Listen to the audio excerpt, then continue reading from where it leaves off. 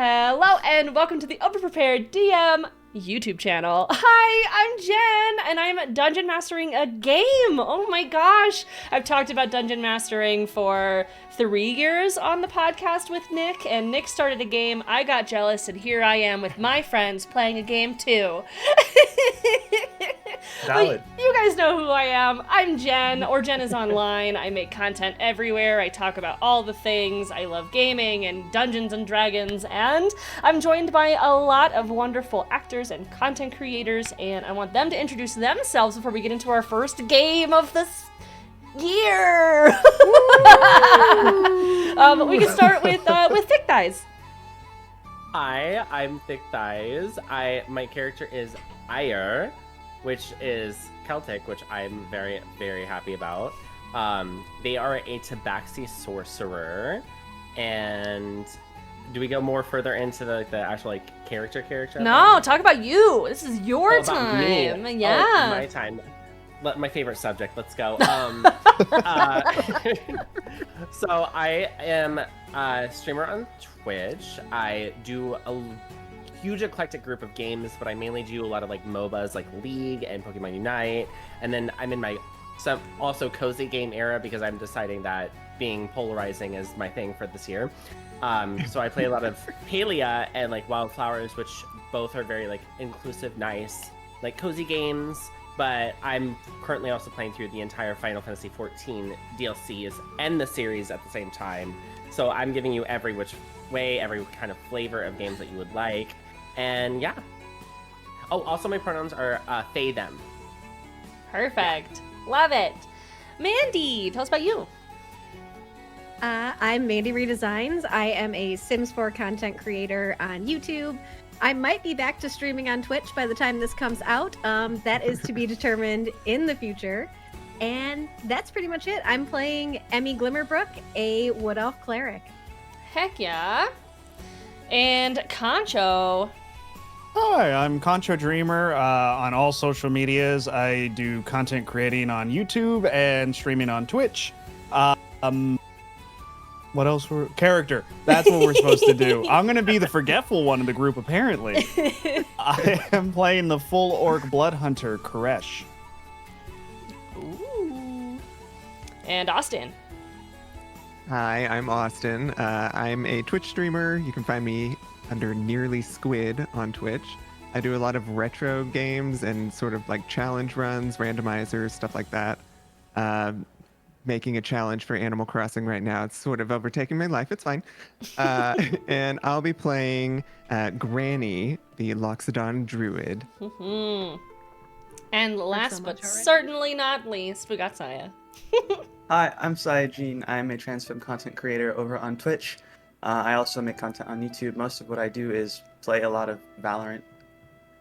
So you can find me playing Valorant over there. I am playing Kana Rhino, a arcane trickster rogue. Ooh. All right. Well, the best thing to do is just get into it. So, lovely players, I like to do a little shake and get into fucking Shake it out. character Red time. leather, It's yellow time. leather, red Saya, leather, please. yellow leather. Saya. Ow now, brown cow. I'm getting ready to roll a dice. What do you think this is? On my screen, my mic's right over Saya, so I was like, what's happening? I'm just like... I love this. Okay, so our lovely adventurers find themselves traveling through the forest lands into the cities and towns of the nearby School of the Magi. And I am going to roll a D6 -1 to determine who's going to arrive to the school first. Surprisingly, Koresh, you arrive in a sprawling little city of just vine growing on all of the buildings and families that are very astute and put together, all walking around with their little families, holding hands with their children. There's a sort of a one-way pathway through this town, a lot of little smaller roads off to the sides that lead to buildings. This place feels very quadranted. You have like the homes, you have the buildings, and then the politics, and then you have the schools, and it all comes together in this center fountain. And the fountain is like this eclectic fountain with like a nude cherub spitting water out of its mouth, and it's the nicest thing in this town. Everything else is very overgrown. It looks beautiful, but also overgrown means lots of bugs, lots of dirt, as you know from being an orc in the forest. And you turn to the north and you see the largest building in this entire town. In fact, the town hall leads to this building, as if the entire town was built for this building. It is just this towering, like 19-20-story high wooden building. And it has an archway in the front that has vines all growing through it, and it's a school of the Magi. However, you see that it's written in Orcish, which is fascinating. And as you walk under the archway, it almost feels as if like small little fairy dust is like falling onto your skin tone, and you feel little sparkles. You're like, this is this is pretty. And you walk to the door, and it is a large oak door with like two big handles, and you pull it open, and you're met with a very simple room. Small, square wooden room with nothing on the walls. A couple chairs on the sides, and then one desk. And this small, half-elf, sort of red-haired woman sitting at the desk. She has like sort of a poofy shirt on that it's corseted to look really flattering. She's got freckles, but only over her nose, so it's kind of like she did them herself. And her eyelashes are really pretty, and her hair is kind of curled down. She looks up with these big green eyes, and she is holding a pen over some papers, and she looks up and she looks surprised. She's like, "Oh, hi!" Before he even speaks, you see him kind of move one of his feet just back and forth, getting the sound in his ear of what the floor sounds like underneath him, switching from the dirt to the wood.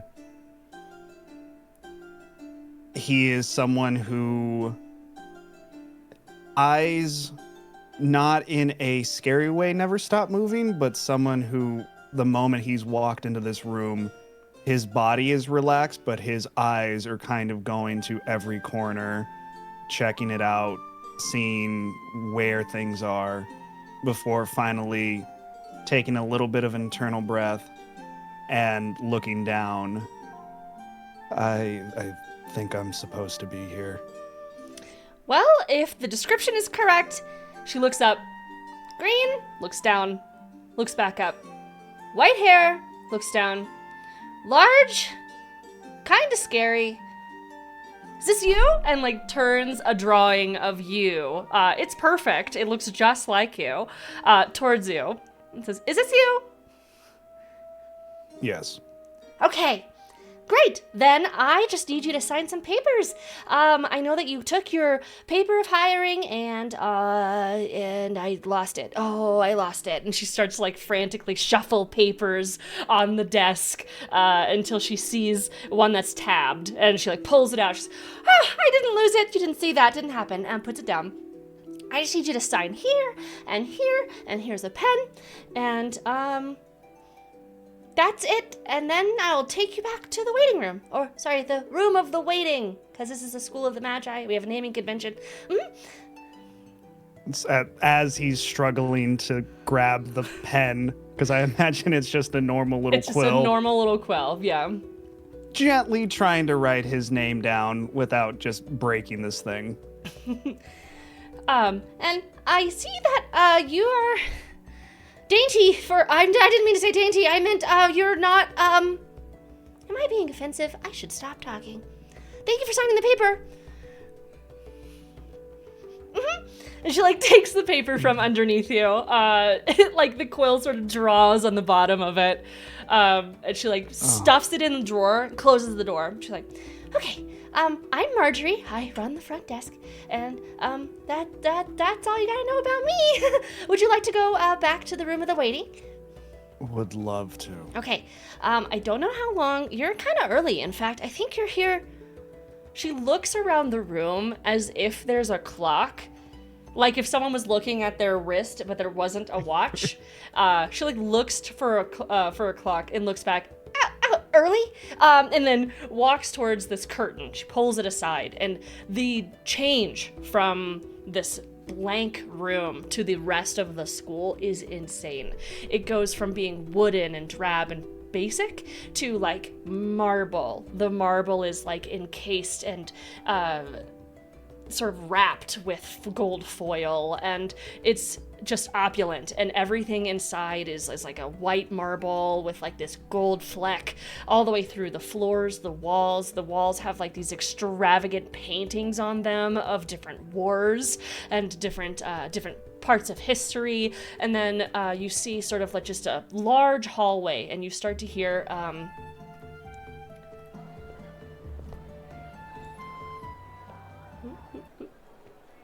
turn the music all the way off. This is good. You start to hear like the sounds of clattering and students and just people walking around, going to classes. You hear clanking in the kitchen for food, and there's all these different hallways, and they all have signs over them, all also written in Orcish, and they're saying like, this hallway is for food, this hallway is for dorms, this hallway is for the museum, and this one's the room of the waiting, and it's like right behind the door that she led you through. So she walks you in, you look at all of this opulence, and then she goes, and it's right here, just immediate, you don't walk through any of it. And it's right here, just on the other side, and I am right in the other room. You can head on in. Do you need water? Can I, just because I want to, is she just always like this, or is it because I'm me? You can roll an insight check, for sure. First roll of the game! Okay, 22. You can tell that she seems nervous by you, but she's also blushing very hard. Oh. I might just try to, flex a little as I open the door. Not a lot, but just a little bit. So everything in the room is to your liking, and if you want something, you can just write it in the book. Okay, yeah, okay. She closes the door on you. And as you turn to this room, it's a nice, like, waiting room. There's a crackling fire in there. You can still hear, like, everything that's going on outside this in the school. So it's not, like, soundproof or anything. And there's this large book in the center of the room that says needs, and you can see, like, a sort of like a pencil hanging from it on a chain. And there's just fluffy sofas, and there's no one else here. It's a pretty empty study waiting room. Did you do the same thing of once switching into a new room, check the sound of the floor? Yeah, you want to do against my feet. Perception check with advantage. Sure. Oh, Jesus, another 22. It's sturdy. You're not hearing creaks, you're not hearing bends. You feel safe on your feet in this area, and since stepping inside. Ooh, yeah, just kind of take in the sounds around me, normalize what seems to be just the background noise of the area, and I guess take a look. You said there's the book in the middle? There's a book in the middle that says just needs, and there's just a pencil hanging from it, but the book itself is empty. I think curiosity would get the best of him, and maybe start small and just write cup of water and see what happens? So as you take the pencil, you feel like the lead that's supposed to be there is actually ink. So it's like a pencil, but it's ink, and you write into the page. As you're writing into the page, it's actively disappearing, and you hear little steps of unseen servants sort of walking their way into the room, carrying, very much like the soot sprites in Ghibli movies, carrying a little cup of water into the room. Just moments later, they set it down on the floor and then just their way out of the room. He's gonna tap the book and walk away from it. So as you walk away to go get comfortable, I'm gonna roll again and see who shows up about 30 minutes later. So about 30 minutes later, we have Granny arriving in the town. Granny, how did you arrive? By foot? I think she would have taken like a carriage to get close-ish Okay. and then walked maybe the last half mile there. Okay. So you spent your carriage, and the carriage driver, just a small gnome, sort of tips their hat to you, and they said, "Don't walk too hard, ma'am." Oh, I'll do my best. Thank you so much for the ride. Of course, if you need anything else, just call upon my services. The gnome carriage services. It's We're a great working name. on. I love it. Thank you. We're working on the title. All right. And he goes, "Yep." She'll give them a silver piece tip. He takes a silver piece before saying "yip" to his little horse, and they go running off into the distance on the road. You turn around to this very heavily overgreened town and walk through again to sort of the village pieces that I described previously, and you find yourself at this archway. And what languages do you speak, Granny? Common, Loxodon, Druidic, and Primordial. Okay, so the sign that says "Welcome to the School of the Magi" is written in Loxodon. And you sort of walk through the archway, and you feel the sparkles on your skin, and feel like a sense of ease as you walk through this door. And you hit that wooden door again. And, well, not again for you, but you hit the wooden door. And as you walk into the plain room, you're met with Marjorie, who is holding just a ton of papers. They're covering her face. So what you see is a small half-elf carrying a pile of papers, and she's sort of walking into the room. It doesn't necessarily notice you right at first. Granny will walk a little bit into the room, kind of quietly closing the door behind her, and let her get her papers to the desk before she sort of clears her throat. She puts the papers on the desk, and as you clear your throat, it's almost like she punches the papers. Just it's I'm so sorry. Oh! I tried to. my let you get those papers. Like looks at them. It's okay. Everything's fine. I can figure. I'll figure it out later. Okay. Hi. You must be. She looks at the pile of papers. Well, I had a description of you on this desk. But I think you're Granny's Granny. fine. Yep, Granny. I knew that to begin with. You didn't have to tell me. And she turns. She kind of goes to her desk, pulls out the same paper that Koresh had signed, and she pulls it out. It's a little wrinkled from her pulling it from him. And she's like straightening it out on the corner of the desk. And she's like, "I'm so sorry. I'm just a little on edge today. But I am so happy that you are all here. And well, I mean, one of you is here, and now you're here, so all two of you are here. And I have a paper for you to sign. It's not like giving your life away or anything. It's just like signing like an NDA. You know, like everything that you do here for the Magi. I probably should have explained this to the other guy that was in here. Oh no. So yeah, sign this paper here." And she just keeps just talking, like she's not really giving you space. She takes the quill and signs it, and like hands it back over to her. Do you want a candy? You seem sort of stressed out. Oh, well, I haven't had candy in like 30 years. What kind of candy do you have? There's just sort of an assortment in here. and she like reaches into her bag, and I'll cast Goodberry into my bag Okay. to make my candies. And I'll give her one. It's like a little strawberry candy. It's wrapped in like a little strawberry foil. Oh, those Hard candy with like a grandmother. strawberry filling. Amazing. I hope this is okay. Strawberry's my favorite, actually. That's so nice. Perfect. I haven't had a strawberry since I was like 3. She like just pops it in her mouth and she's just like immediately crunches it. It's a hard candy, but she just bites right through it. She just crunches it all up. That was really good. Oh, thank you for sharing. That is so nice. Don't tell anyone that you gave me that, though. Okay, sure.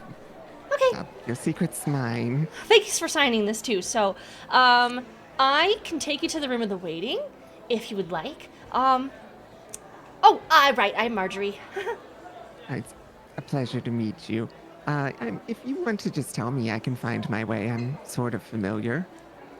Oh, are you? How? It's been a long time, but yeah. Okay, well, okay, that's fine. Probably longer than me then. Well, you know what? I didn't mean to say that. Oh, I didn't mean to say that you're like old or anything. It's behind me. Just go through the curtain. She like, just falls at her desk, just embarrassed. She's like, it's just behind me. It's just through the curtain to the left. Just the first thing. Thank you, sweetheart. She just like kind of shakes her head and walks through the curtain. She's just in dread as you walk through this curtain.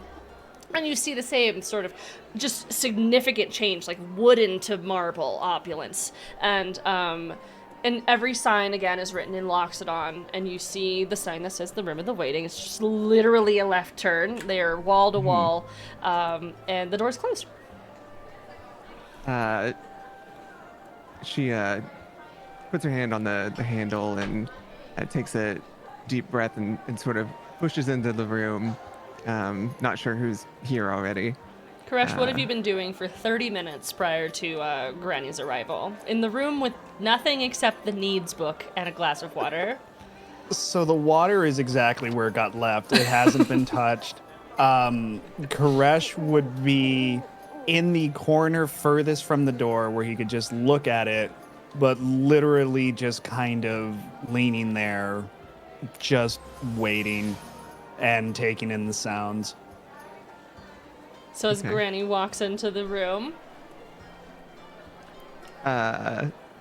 She sees Koresh across the room and kind of looks down at this just glass sitting on the ground and quietly closes the door behind her. So I guess it's just us that are here already. Usually I'm the first one here. You're so timely. The book gives you things if you write in it. Okay. She'll kind of walk over to the book. you see a needs page that is blank.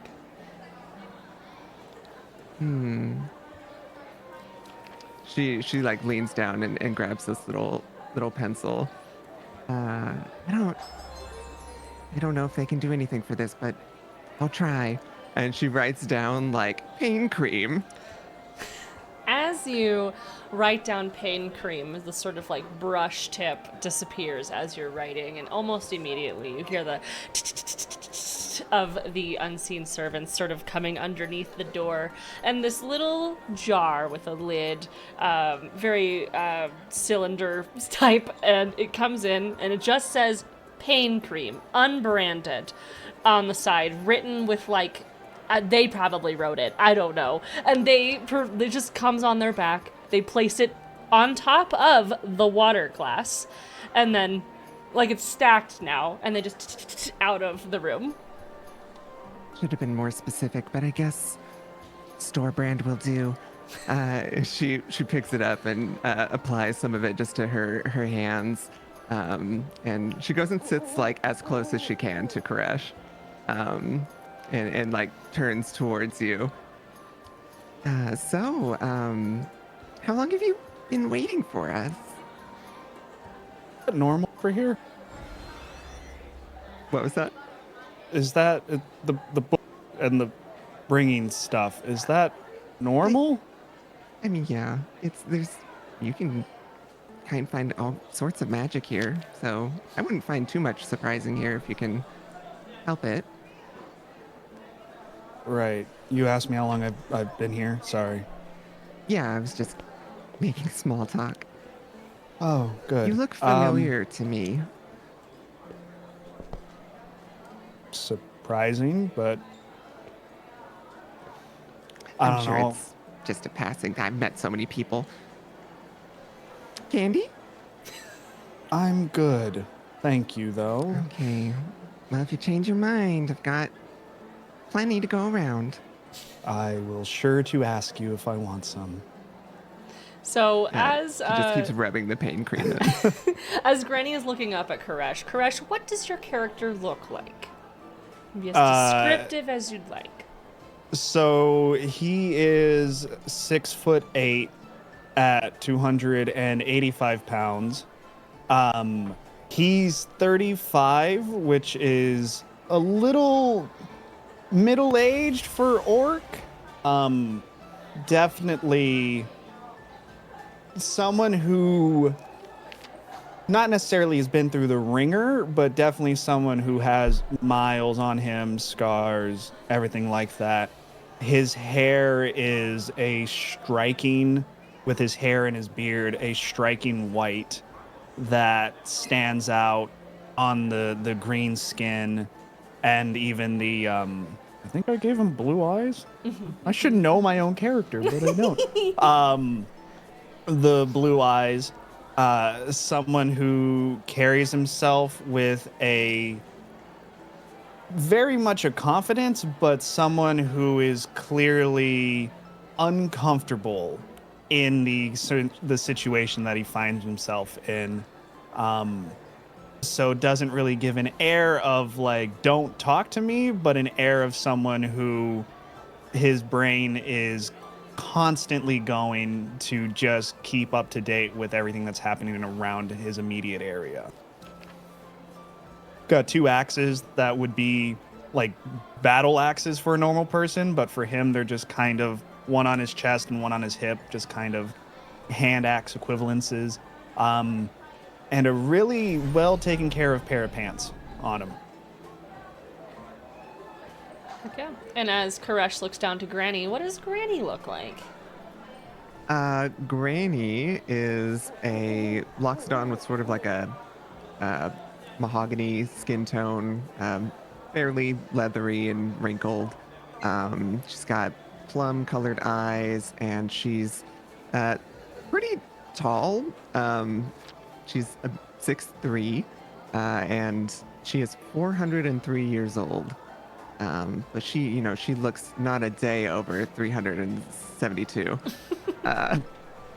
And she wears like a, I guess what you'd say a trendy outfit for an older woman. It looks on trend, but it's not like what a teenager or something would be wearing. And she has a sort of crocheted parasol that is at her side, just this like pink crocheted parasol. Nice. So I'm gonna roll, and we're gonna see who comes next. Oh, all right. So, Ire, you arrive in this sort of forested town, very surrounded by bushes, surrounded by trees, and very overgrown with vine, but gorgeous, beautiful, very taken care of, very pruned. And you walk through the town with the buildings. The town with the buildings? Good job, Jen. The town with the housing and the market. And around this time, people are actually starting to set up their market around the waterfall. So you could tell, like, this is where business is done. Maybe on the back end, but this is where business is done. There's like meat carts and weapon carts and all sorts of stuff as you walk through. You see the naked cherub on the waterfall as you walk, and you see the large school of the Magi. What languages do you speak? Ire speaks Common, Gnomish, and Primordial. Okay. So, what would you say is their language that they grew up with? That one, and this is kind of out of character, I wasn't able to find like a language that Tabaxi speak. Yeah. So I'm just going to say common. Okay. And So, primordial, maybe. In common, Yeah. I would say. They do speak sort of a broken common. So in common, you see that it says, "This Welcome to the School of the Magi" on this archway. And as you walk through the archway, these sort of sparkles begin to fall. You actually turn around and you see that the sparkles are coming out of like this box, and it's not as magical as it feels. And you see, because the sparkles stop as you walk, so you turn and you see the box of the sparkles coming down, and you turn towards the door, and the door is closed to the School of the Magi. Okay. Am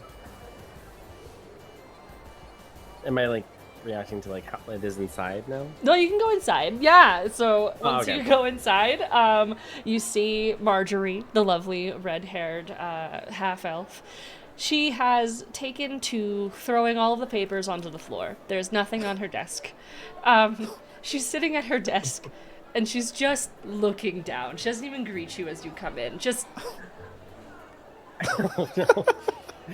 Okay, so Ire is going to walk up to the desk area, hello. promptly pull out the flyer that they received,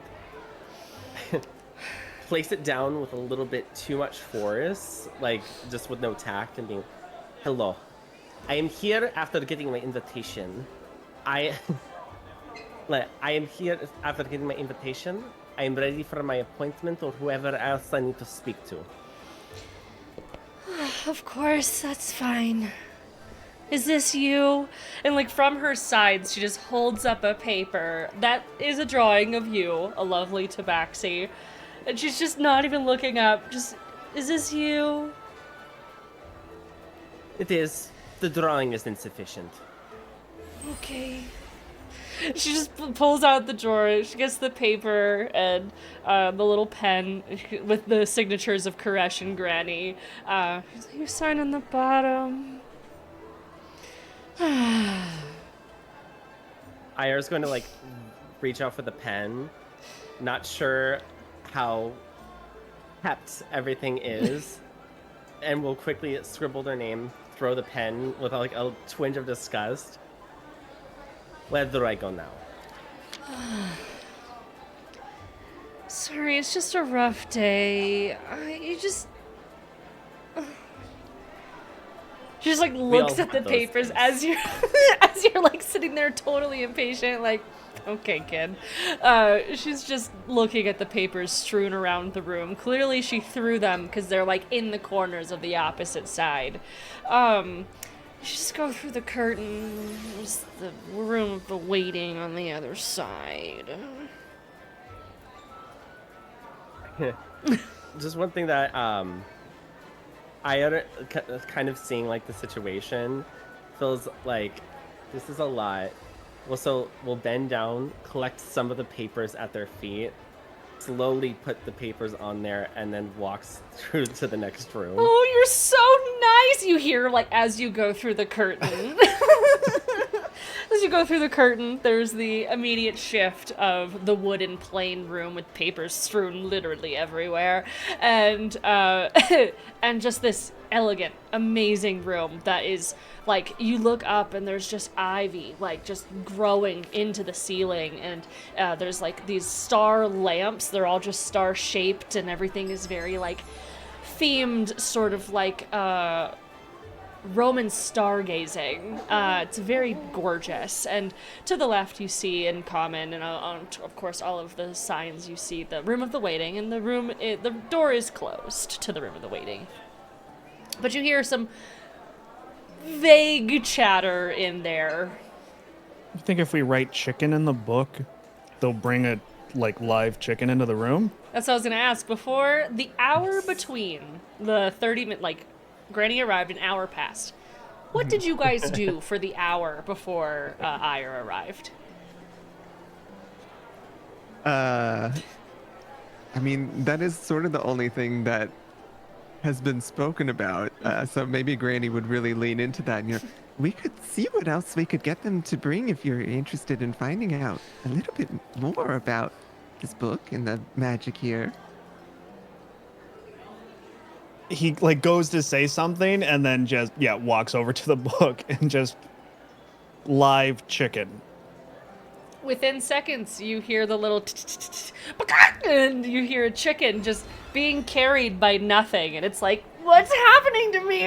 And it's just placed where the water cup was placed, and it just begins boop, boop, boop, around the room. This was a mistake. I didn't think as far ahead with this plan, and how do we get rid of it? Perhaps you could ask them to take it away in the book. Take chicken away. The chicken, you hear the little and the chicken sort of resists. You see it like boop, boop, boop, boop, boop, boop, walking around the room a little bit before it's literally like grabbed and like taken out. It's like as it goes out the door. I think I'm Magical, done with isn't the. it? I think I'm done with the book. You can write in it if you want, and he's gonna go back to the corner. She's just sitting in the chair this whole time, like, watching you do this. Did you guys order anything else for the hour that you were in there? Granny would have ordered some tea, probably. Okay. Do you drink tea? Would you like me to order some for you? There's more thought process than probably should be for such a simple request. But you see a little bit of a relaxation finally wash over him. Yeah, we can do tea. Okay. She goes and writes over, like a very specific tea, a fancier brand this time, since she just got a store brand before. So she asked for one from like a particular place, some sugar, all the makings, and waits for them to bring whatever to the room. Okay. So over the hour, you guys sort of have a little tea, a little relaxing, maybe some light chatting, and Ire, you enter the room, and as Koresh and Granny look onto you, what does your character look like? Ire is a tabaxi with brown fur with highlights of white throughout their body. It was not necessarily stripes, it's more like the fur is white, like it's growing out white. So it's not like highlights, it's actual of the fur. They are 5'10", they're 160 pounds, so they're not incredibly like built, but they have very fair features. They have yellow eyes that are almost like alluring yellow, not striking. So they're very calm looking, and they have clothes that match the yellow and white of their natural fur and eyes.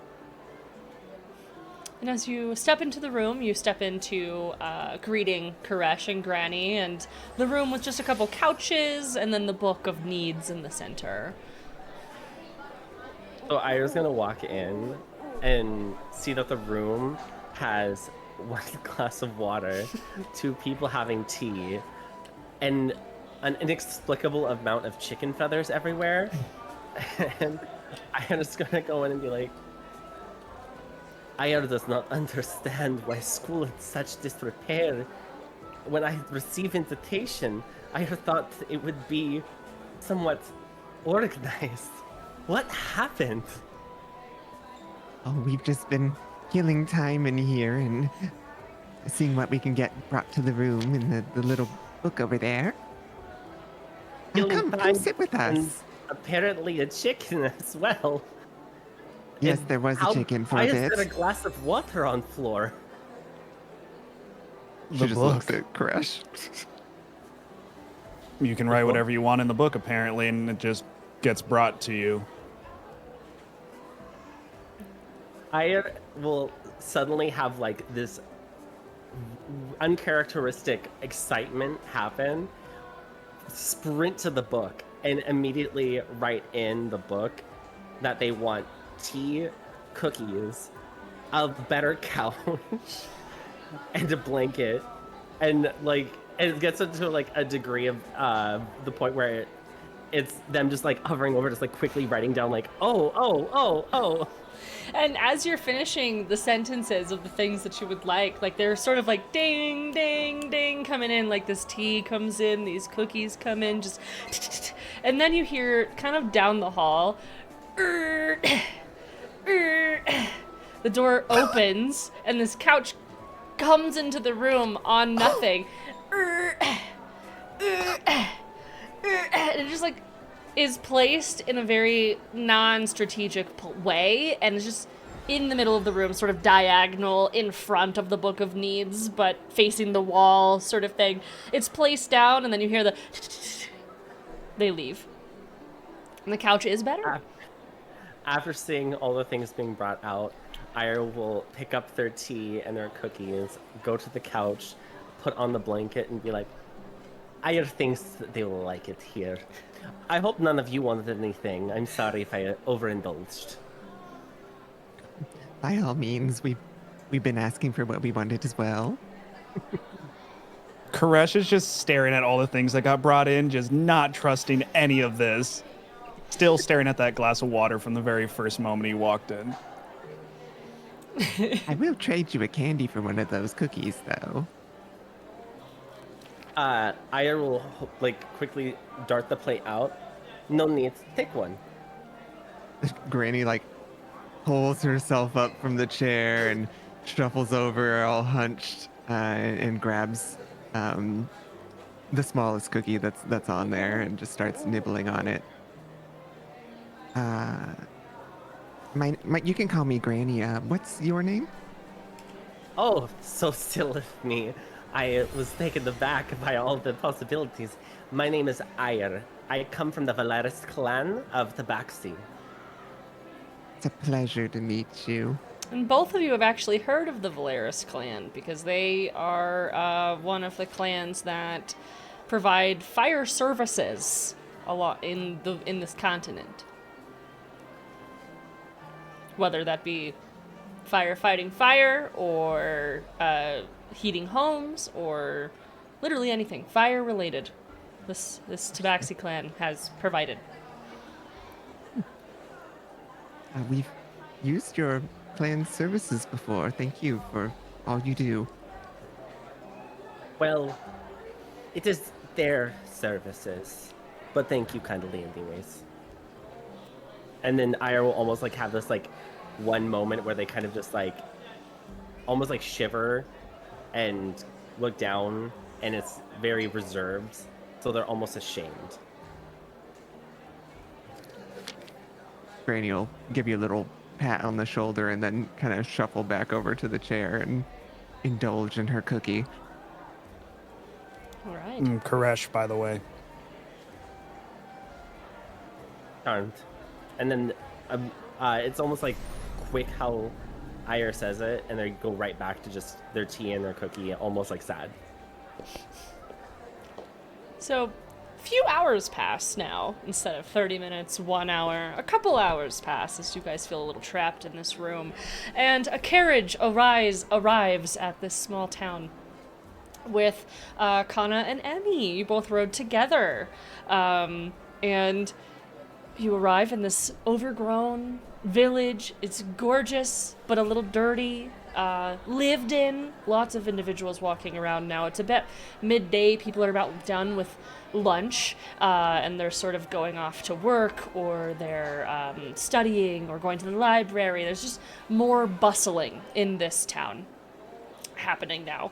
And you guys find yourself at the waterfall, where people are selling things and sort of yelling at each other. There's a fight that broke out earlier, so people were murmuring about it as you guys were walking by. And what is your like primary language that you both spoke when you were young? Gnomish. Elvish. Okay, so as you both look at the archway, it says to Emmy in Gnomish and to Kana in Elvish. You see that it says, "Welcome to the School of the Magi," and you walk through, and the little sparkles come down and sort of kiss your skin, and you walk through. You see there's a little garden sort of on the outside, too. It's really nicely kept, and the door has some vines that seem to have grown into the hinges, and it's pretty. It's just overgrown. It could use a little cutback sort of thing. And you walk into the School of the Magi, where there's a very weirdly plain room. There's no papers anywhere. All the papers are neatly stacked in files. There's now a file organizer out. And Marjorie is very nicely kempt. She has her red hair flowing. It was with a little like knot in the back of it that she might have been picking at it or twirling her hair a little bit. And she turns around and her hands are placed in front of her chest with her fingertips together. Hi, welcome to the School of the Magi. And she has this plastic smile, like forced. Someone said smile for a photo, and she said, welcome to the School of the Magi. Can I tell if it's forced? Absolutely. Don't even need to roll insight. It's just, this is a lot. Can I tell it's forced? Probably. Hello? Hello. Oh, you must be. Oh, Emmy and Kana. I was told you would be arriving together. Great. I have some paperwork for you to fill out. Nothing weird has happened today. I didn't need to say that. How did you know? I didn't need to say that. How did you know we were traveling together? As she pulls out the paper, she pulls out one paper and it has both of you drawn on it. And it looks just like you. And she said, oh, well, the carriage drivers have to check in with us before bringing anyone to the school. And they said they had 2 in 1. They didn't ask us if that was okay. That's just how it works. Oh, are you mad? Are you upset? No. She starts crinkling the paper underneath her hand, but she still has this fake smile. I'm sure it's fine. No, Like, honestly, if you knew if you were traveling with me that someone was going to know that you were with me, because that's just kind of how things go, I'm sure it's okay. Don't worry about it. It's okay. If you say so, Amy. Okay. She releases the paper, puts it down. Okay, that's you. Okay. I have this for you to sign. It's just an agreement to work and not explain the things that you see outside to the people who might want to harm everyone here. A non-disclosure agreement. That's it. What else? Can I try to do like an insight or something into if there is any like hidden fine print or something that is being buried in this document? Absolutely. Do an insight check. Because normally I'd have my lawyers look over this, but like I need to take a close look at it.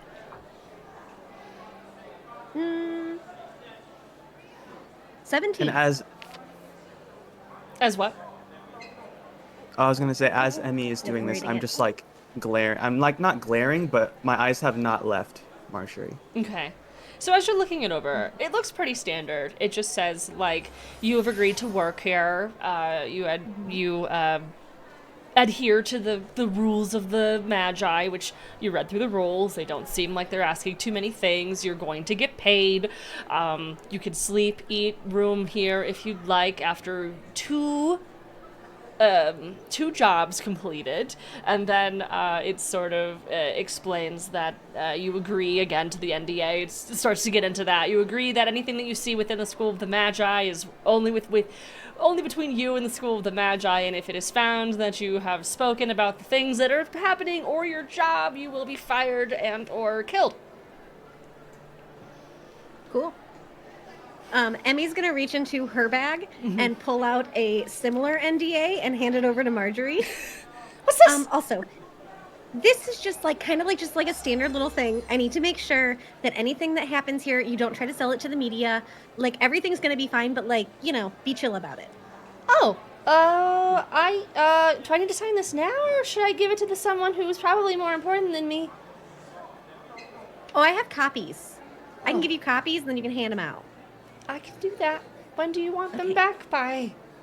Like whenever it's chill. Like I'm not too worried about it, but like Got it. legalize, we gotta do Understood. it. Yes, whenever it's Okay. chill. Okay. I can do that. How many copies do you... Signed, hand it over. Oh, great. She just has like a little stack of your NDAs, and she puts them on her desk. Kana, did you sign the paper as well? Begrudgingly. You see like the line down the page from Koresh's signature, and then you see Granny's and Ayer's, and you both add yours too at the bottom. And you realize that means you're the last two to arrive from your group. Okay, well, now that is situated, I can absolutely, without any panicking or any bad things happening, bring you to the back room. I mean, the room What of the has waiting. already happened? Just as bad. I'm just having a bad day. She smiles even larger. Oh, I lost Marjorie, all I of have- my I have- paperwork, and I might lose my job. It's fine. I probably shouldn't be telling you this. It's okay. I'm having a great day, and I hope you will be too. How did you leave this room with the paperwork? No, But you lost it in the room. I am also confused. Amy, Well- I think we should just go. It's a magic school. Marjorie, I did have a question. I had a question.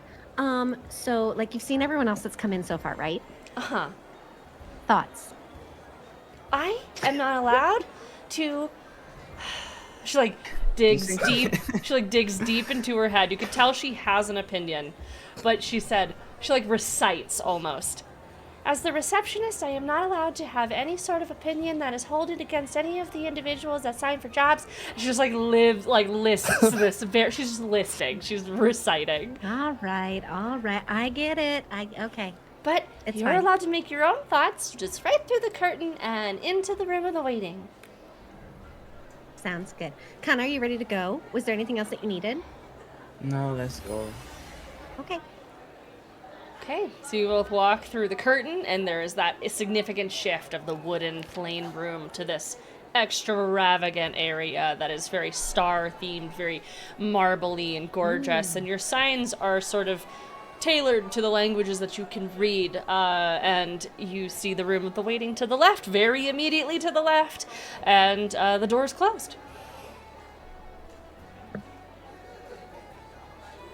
I'm gonna check the door for traps. Yeah, just roll a perception check. Emmy's gonna be like secretly psyching herself up. Perception check, that is a 12. You don't see anything. Like, you're giving it a good thorough check. It just looks like a regular door with no traps or anything. Okay. I'll wait for Emmy to open the door. You just watched Kana for the past 2 straight minutes, like, touch everything As I'm, on like, this prepping door. myself. And then Kana just turns to you. Okay. Look, you I'm- can never be too careful. Con, are you nervous? Is No. everything like is every what do you No? Okay. Well, you didn't open the door, so I wasn't sure. You should open the door. Okay, I'll go first. And I'm gonna open the door and walk in. In a very, like, cheery fashion, open the door, and you see the group. What do they see as Emmy entered the door first? What does your character look like? Emmy enters. She is 5'10", but she looks 6 foot because she's wearing heeled boots. She has long blonde hair, fairly long blonde hair. It's like platinum white blonde. She's got full fringe bangs. She's wearing a beret. She is a wood elf, so she's elven. Her skin is orangey, like a spray tan, like a bad self tan. It's kind of got that orangey tinge, but that's kind of like naturally what she looks like. She's got her nails done. She has her makeup done. She definitely has like lash extensions. Everything just seems very like new and fresh and crisp and pristine. And she's, fashionable. She's pretty slim. She's very elven body type, where it's like, volleyball player, swimmer type of body. Yeah, and she just walks in and she's just got her little bag and that's it. Oh, right, aqua eyes. Yes, Aqua. Mm-hmm. And as a shadow, essentially, Kana, you walk in after. What does your character look like? Kana is a 5'5", shorter, like not like white skin, but like more on the like pale side. strikingly purple eyes, like very, very, very bright purple eyes. She is in pretty good shape, thin but kind of curvy. She has a pair of like black cargo pants on, with like a bunch of different belts, and you see a book holstered on her right side. And then as you go up, she's wearing like kind of a utility crop top, with like a bunch of different belts and latches and stuff. And then from the right shoulder as well, there is another book in the holster underneath her arm. All right. Black combat boots laced up. All right. As you both walk in, you're met with the group. What were you guys doing for 3 hours in this room as you before they arrived? I feel like Granny is like regaling them with stories of her life and just gossip she's heard and trying to get any gossip out of them. Granny, tea and the tea. Tea over tea. Ire at this point has fully abused the Book of Needs. So the couch turns into a full furniture set. They have at this point, if it's not in the limitations of the book, a table, a matching couch, a full tea set. We have refilled cookies several times, and they are currently using their lute to play music to score Granny's tales while they are fully intrigued and what's the word? I can't think of the word. Invested? But like they're just invested. There we go. Fully invested into Granny's stories. Koresh. Koresh is pacing back and forth, not with the full intensity of like a caged animal, but like definitely someone who after the first half hour like left the beans just standing there in the corner and definitely has just kind of been back and forth on the same little path. Eating a cookie though, every now and then. You said, okay, I'm a little soft. Okay, so then as you come into the room, Emmy and Kana, you hear a little lute playing and Granny is like mid-story. So that was Looks like how your life I was about- found. Oh, I was like, give me the story. I think she would just kind of go over and just be like, no, keep going. Oh, I was just telling them about the time that I just came across one of these nobles and they had dropped their checkbook and it wasn't the name of the noble. So it was clear that they had been stealing somebody's money. It was wild. I didn't go to the newspapers about it. You probably couldn't hear anyone talk about it ever, but it definitely happened. Oh, I totally believe that. That's wild. I love it. But who are you two? Oh, hi. I'm Emmy. And this is Pleasure. Kana. Welcome Hire- in. I'm Ire's gonna. going to turn to them and now fully over the awkward situation from before will, with a smile, welcome both of them and hello, I am Ire. I have been sitting here waiting. It's a pleasure to meet you, but Ire is fascinated with pleasant old woman stories. Would you like a cookie? I would love a cookie. Thank you so much. And I would sit down next to Ire on the couch and just kind of like look at Granny and have my cookie. I'm gonna snap the cookie out of Emmy's hand before she takes a bite of it. I'm like, Rude, don't there's know. more. you don't know what's in there. What is in this? What is this made of? They're just like ginger snap cookies. Flour? Where did you get this from? The book grants magic. It grants your wishes. Oh yes, that book right there. You can write in anything that you want, and these little sprites kind of bring it in. And we've done all sorts of things while we waited. We started with a glass of water, and now we're up to a couch and tables. This room was a lot emptier when we It's a great started. couch. I give the That cookie back. That was Ire's I ordered it. idea. You gave me my cookie back? I take I a give you bite. the cookie back. It's probably fine, Sam. Are you going to ask You the said book for Ziv. anything? Do you want to write in the book? Yes, tell me more about this book. You said you can write it in it. It does anything? So far. So far, Ayer has ordered couch, table, cookie, tea, matching couch, everything. We brought a chicken in earlier, but we got rid of that thing pretty quickly. I kind of want to bring the chicken feathers on the back. floor. Please don't bring the chicken back. Was it edible or alive? Well, It's alive. technically it's edible even if it's alive, but I did ask for a live chicken. Not wrong. Hmm. Okay. I'm gonna walk over to the book Okay. and I'm gonna write 10 platinum in the book. Okay. So a few moments pass. Like the rest of the group is used to like it being immediate. So you're noticing that it's not immediately happening. So, Break the book. How did you break a book? Brought the couch or what? I'm going to go over and write in the book, and I'm going to say iced vanilla latte, chocolate croissant, baby chicken, live. Very Can you write immediately. 2 for the croissant, Emmy? 2 for the croissant. 2, scratch it out.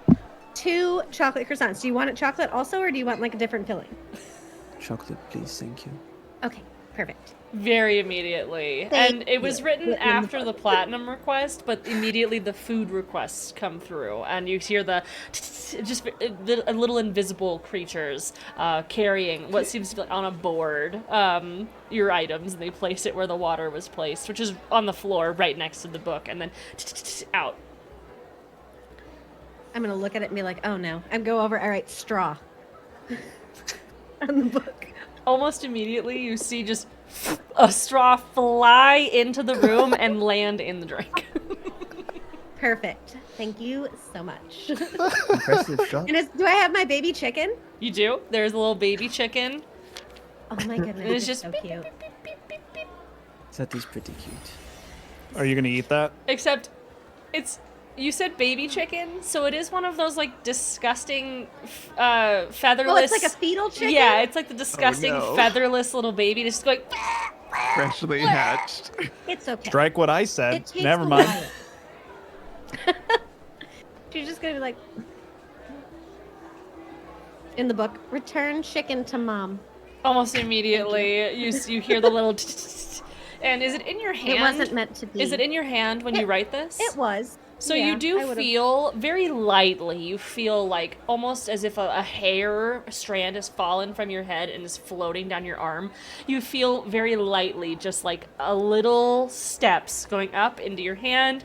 The chicken slightly little cupped and grabbed. You see it lifting, and then the same thing. It comes out down your body like a little strand of hair falling. And then they go out the door, and the little chicken's gone. I feel like since where Ayer's from, they don't have chickens like that. They've seen adult chickens only, so Ayer is going to be like slightly disturbed. What's in all the room? What's that strange creature you brought in? It was a baby chicken. It was freshly hatched. They're still Awkwardly kind of grabs weird. cookie, dips in tea, bites, puts down plate. Well,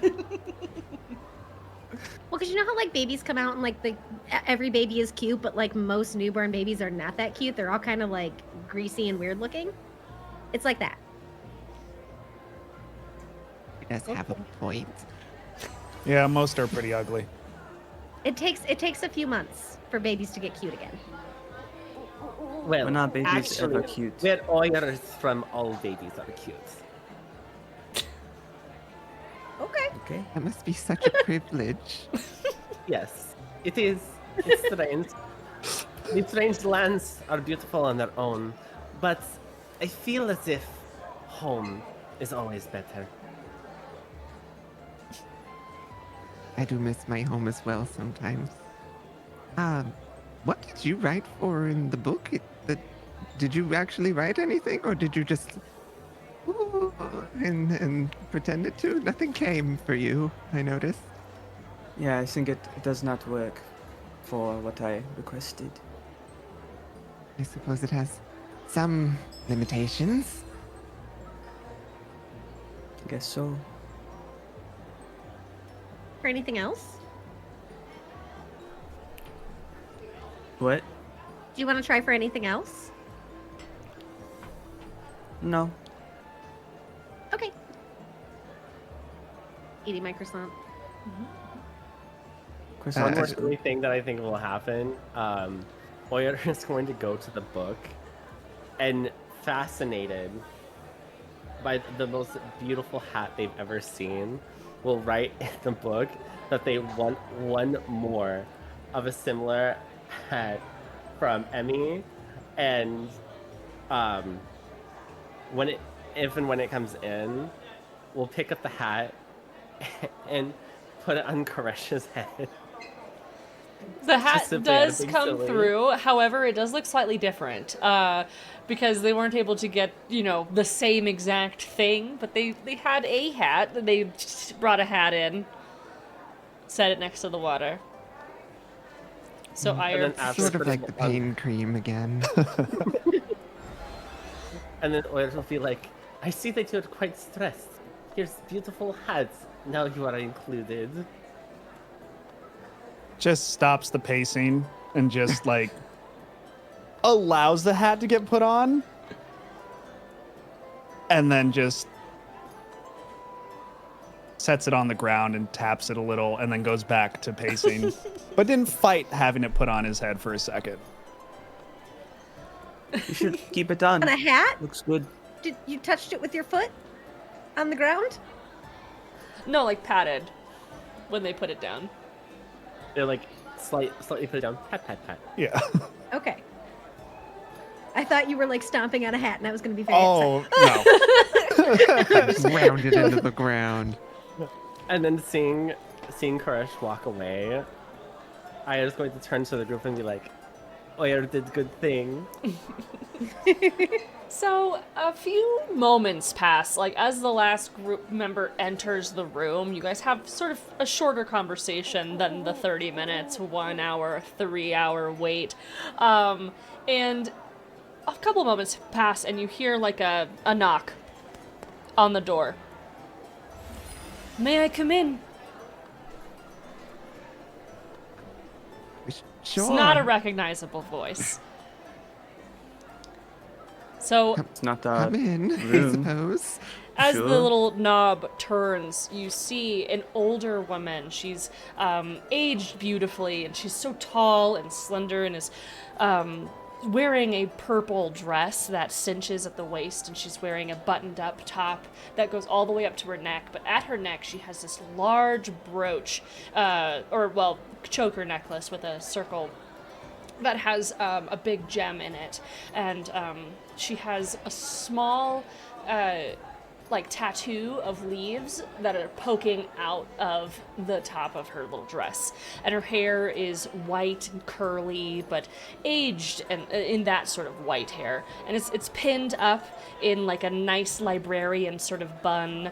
She has glasses that have the nice little chains that pin through her hair, and they're like a gold frame, and she has piercing purple eyes, and she has purple nails, and she opens the door and she says, "Are you the group that came for the work?"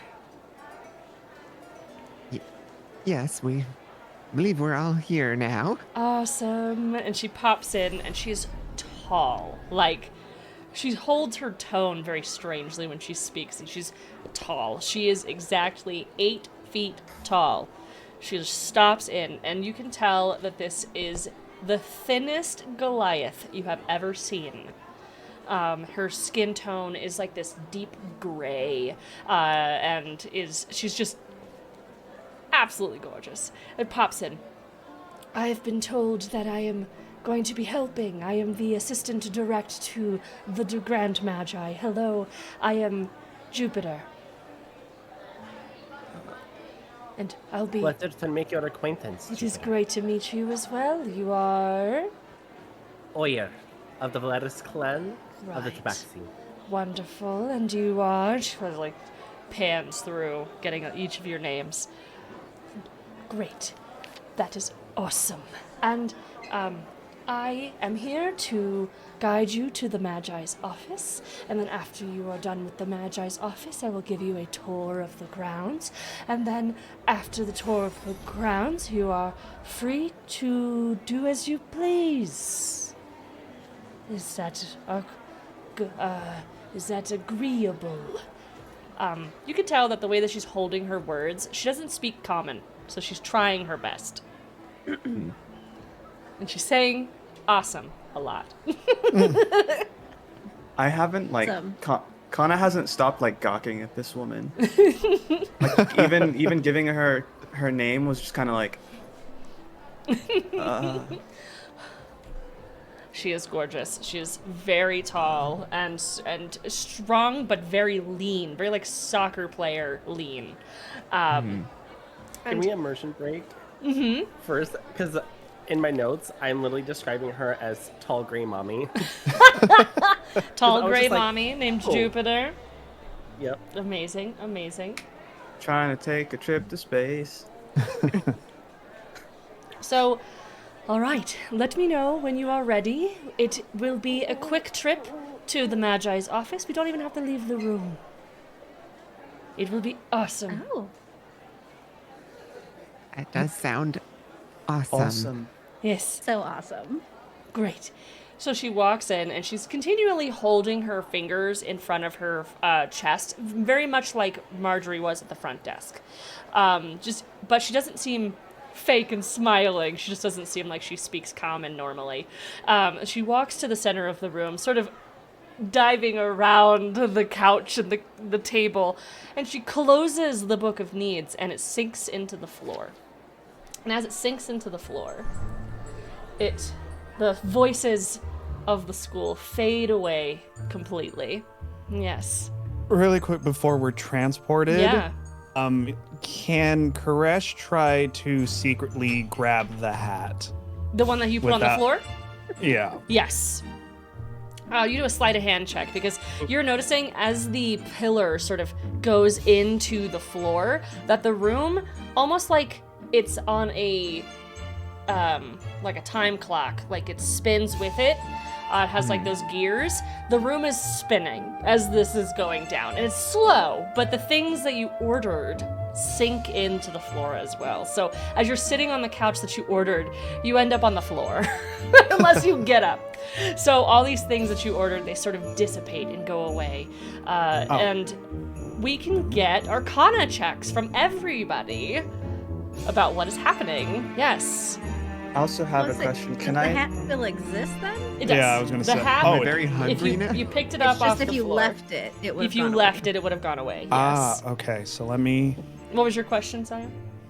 I am invested in whether or not Koresh keeps the hat. So can I make a perception check to see if I notice the sleight of hand? Absolutely. Yeah. Is that Or if too you're- meta or? No, I I'm mean just if you're invested in the hat. if you're just looking, I mean, if you're just looking, I don't even think you need to roll. You can see what he's doing. Okay, you I would just only wanna. I wanna see. You if would he only grabs need to the do a hat. perception if he's trying to do something sneakily. Oh, I kind of was. Okay. Like, I'm hoping. Well, in that case, then yes, you'll roll a Yeah. perception check. Okay, So because I'm he said sleight of getting- hand, so I was like, do I see this? Because Mhm. I want to know if he grabs it because I like the hat. You're invested in the hat. I feel it. Okay. Mhm. Okay. I'm getting all my good rolls done out of the way. Mm-hmm. So that's a dirty 20. Okay. Oh, I rolled a natural 20. Ooh. So Oh. you both pick it up, but Kana does see it. So we love to see that. All right. So And as I just the go, room. and for the Arcana check, Yes. Oh. I purposely not roll, but say that Oyer, like almost mesmerized by what's happening, does not notice the couch disappear, and then just goes. Just onto the floor. Amazing. What is your guys' Arcana checks? 18. Okay. 5. Okay. 15. Okay. Apparently a 15. Okay. Ire, what is your Arcana check?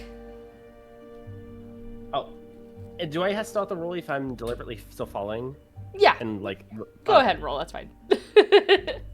I rolled a 7 anyway. Amazing. So anyone 11 and up realizes that the room you've been in is an illusion.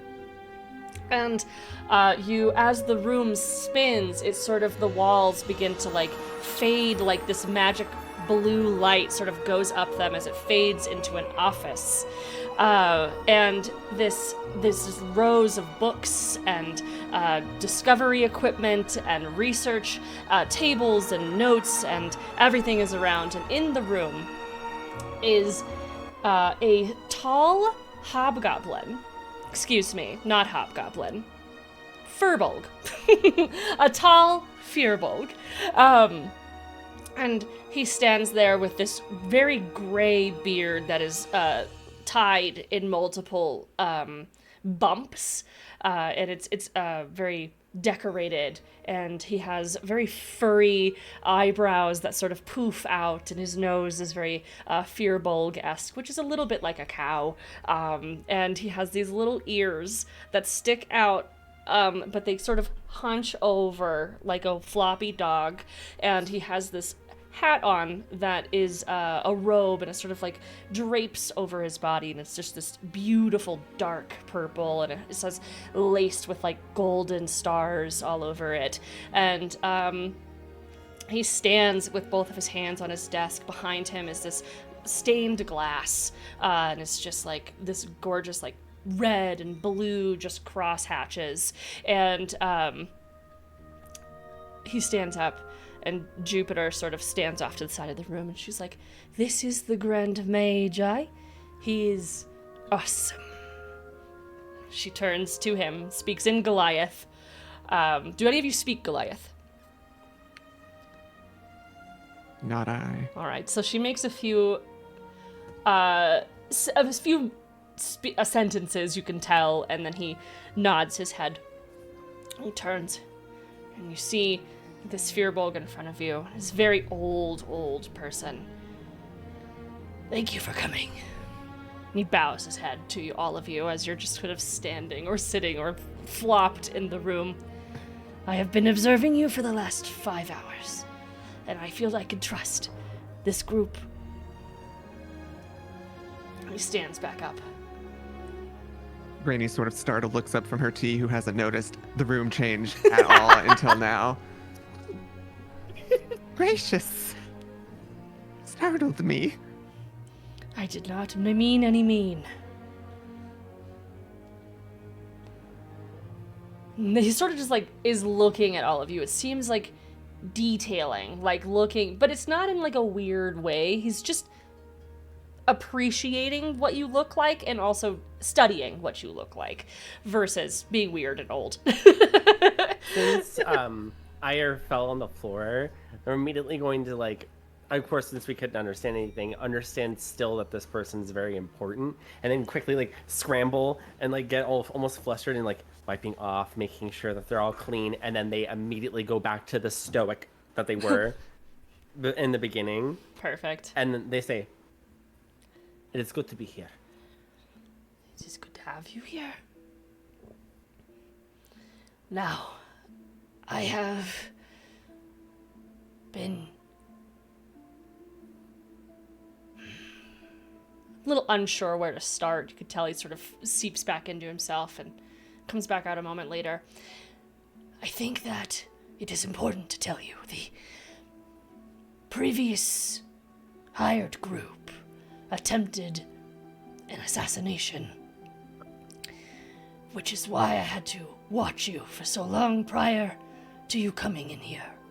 And for that I am sorry. I do hope the Book of Needs helped with some entertainment and food and chickens and table, etc. Yes. You said this previous group tried to assassinate who? Me, unfortunately. Luckily, I am one of the strongest mages in all of this realm, so we are not sure what they were thinking, but we are not sure what we went wrong. So I guess we should get right into it then. All right. He sort of sits back down after feeling like he's sort of lost a little breath. He sits down, and as he sits down, a couple chairs like move out for you all to sort of sit in like a dome around. Please, wherever you'd like. He sort of like shuffles some stuff on his desk. Rainy Move to sit pulls down. herself up out of the other chair. One chair to using another. her like parasol to like push herself up. And hobbles over, sits back down. Kana's gonna take a seat but before she does, she's gonna flip the chair around. So she's kind of like sitting with the chair backwards, but like with the arms over it, just kind of like. Perfect. Aya is going to find a chair to sit at, and almost perfectionistly will sit down while also like doing the whole like coat swipe, making sure everything's like nice and pristine, and starts to like kind of like nervously look around, but is trying to keep the visage of like calm, cool, and collected. What do you think they're nervous about? Being in the presence of the strongest mage in the realm, or something else? I don't want to explain too much Okay. of backstory just yet, so it's just going to be very clear, like, nerves. So yes, they are nervous to be around them because they're a big mage, but like that's all you could really tell is that they're just nervous and very like on best behavior, like crazy like materialist, having 2 couches and a chair and a table and tea and cookies, just very like business time. Come on, you know. Koresh, how do you sit down? He's actually going to take like a standing position and kind of hover behind everyone, but not in the creepy I'm over your shoulder, but just clearly I'm going to stand Okay. kind of way. Thank you again for taking on this dire importance of a task. For 18 moons, we have been missing an artifact from our museum. And each of you can roll a history check when he says that. Oh, hell yeah. And if you have proficiency in Arcana, you can roll that with advantage. Oh, okay. Proficiency And in Squid- Roll Arcana. history, but advantage if you have. If you have proficiency in Arcana, you can roll history with advantage, and also Squid can roll with advantage on this one. Okay, sweet. I'm about to blow 11. your gourd. How do you feel about a Much natural better. 1? Let's go now. 1. Squid, you said I 11. rolled a Yeah, I said 11. much better. 19 for me. 19. Okay. And 21. 21. What do you got, Ire? Well, Okay. So everyone 15 and up can recall that the School of the Magi is also one of the world's most popular museums for magical items. So if something is stolen from this museum, it is probably dangerous. And the School of the Magi is one of the most trusted places to house dangerous items because of their security. And he looks down and he said, "One of our artifacts has been stolen. And this falls on a lot of hands, a lot of fault. We've never once had anything stolen before. And we're nervous, admittedly, that the person who has stolen, or people, or group, or thing, or has malice intent. And we're calling upon adventurers to seek out these items, because we don't want to raise alarm for the rest of the realm. If the School of the Magi goes out for the first time ever, that would raise alarm. So I'm putting trust in Jupiter." And Jupiter sort of bows, "and her suggestion to hire you all. She picked you all single-handedly. She did not pick the last group, That was Marjorie. Marjorie is now working the front desk. You might have met her. She seemed sweet. That she was. So, yes. What sort of criteria were we picked based on, if you don't mind me asking? Well, each of you have been noted in some way for your work that you've done, or your status, or your renown, or your secrecy. We have a room of scrying, which I will take you to later. So, you were all chosen amongst a group of 20 applicants as the strongest and most capable for this job. And I trust Jupiter to have chosen the right people. He sort of like labored breath and swallows a lot as he's speaking and is just old. And he's hunched over and he sort of straightens out. You can see just how tall he is. The top half of his body sort of towers over his desk. So, would you like a tour of the school grounds? Or would you like to go straight to the museum? As it has been 18 moons, there has not been... That means 18 months, by the way. There has not been sign of misuse until this last fortnight, which I will get to when we get to the room scrying to have them tell you everything, because they know more than I do on this. Well, pardon. Will Miss Jupiter be giving us the tour? Yes. I am a little bound to this room for the attempted murder. For safety, for now. But Fair. Jupiter I trust, and you should as well. She sort of bows again. She is... That is awesome. He sort of chuckles, like, knowingly. And she's doing her best to learn Common with the assistance of magic. And do you have any questions for me? I will be paying you up front. Half of it up front. Sort of in advance, but if there's more that we need, let me know. And we'll get you down and briefed. Ayada is going to take this opportunity to, like, almost, like, impatiently ask after, is there anything inside your museum about magic, ice magic? Particularly about Tabaxi being blessed with ice magic? Not for any reason in particular. I believe Jupiter told me about you. Right. We do have stuff. We also have the agreement in the front that Marjorie had you sign. That after 2 successful trips, you'll be granted accessibility to the classes here and more information.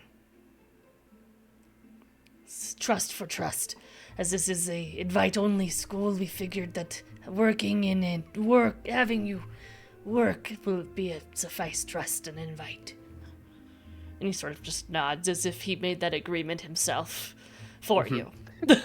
And then Oyeta's going to go like, and then kind of like dart in their head, just like personally thinking about just like the timeline of like, okay, gotta get 2 jobs done, and then we can go to the school, and then we'll figure out that stuff. Like, and that's just like their head. There's like pensive.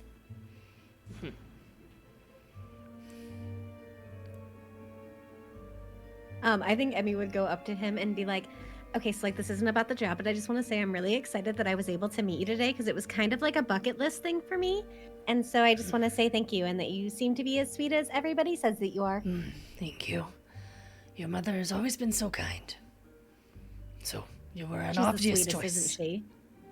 He sort of nods, pursing his lips. Do a little curtsy. Make my way out. Go over to Jupiter and be like, so this tour, Yes. awesome. So, yes, it will be awesome. She sort of giggles.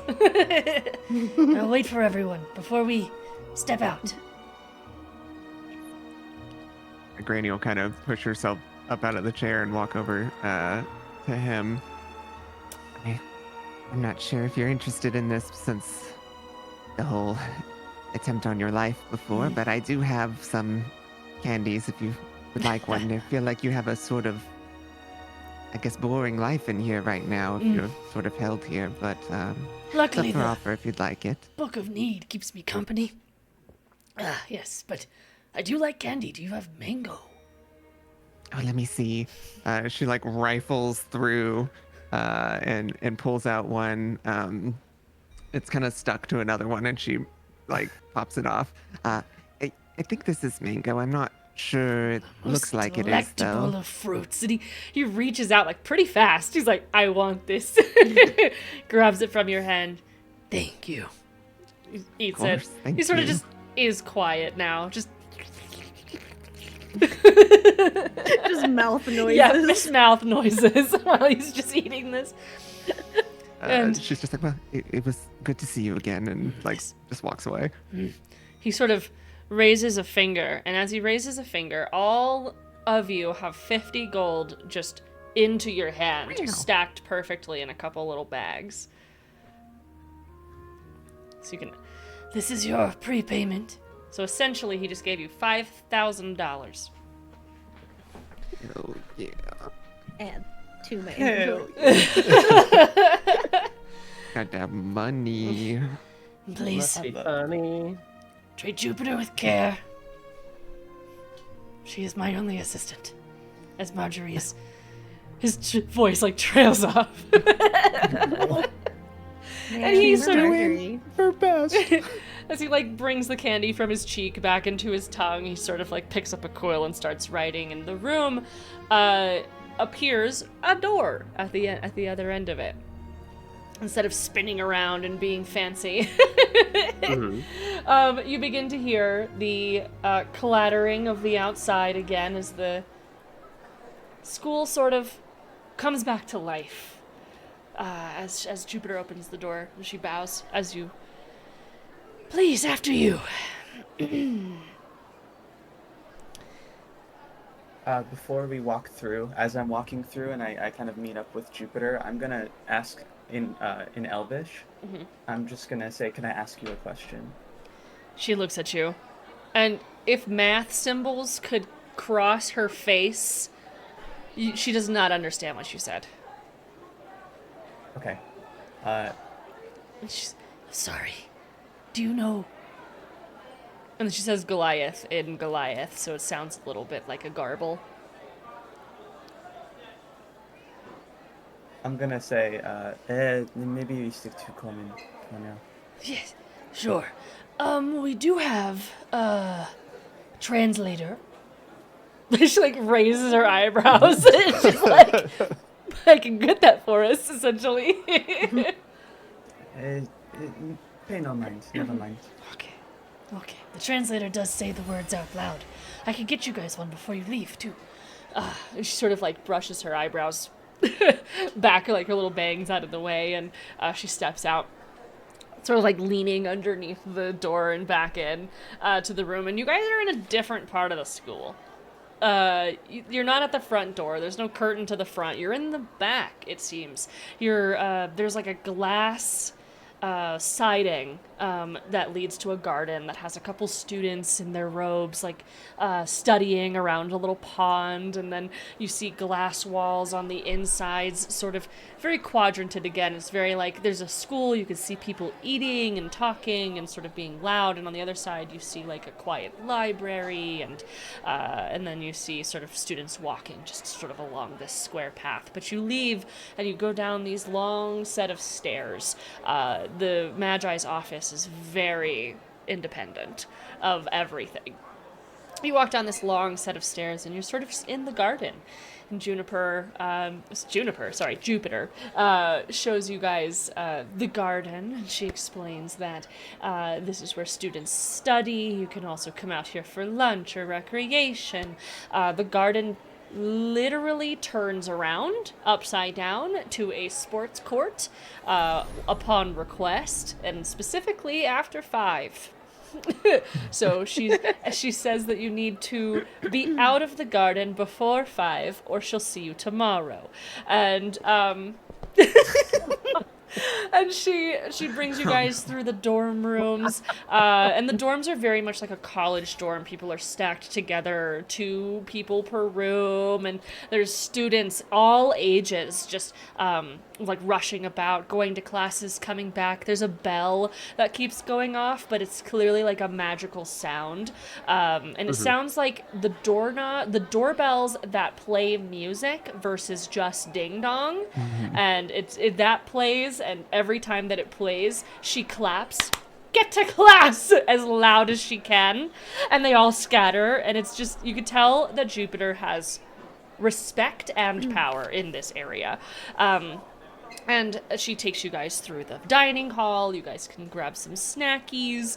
And she brings you guys through back to the museum, which is down underneath the school. You take a spiral staircase, and the entire staircase is like just completely chock with art and different medias playing on every level that you're going down. It's a little overstimulating, but you make it down, and it's like an art museum. Everything has the room is completely black with just singular lights on each piece of art, and there's guards everywhere. They're all wearing robes, but they have weapons, and there's 2 right at the door as you guys enter, and they bow as Jupiter just waves them off, and she lets you guys into the room, and you see magic items galore. There is like some of the strongest,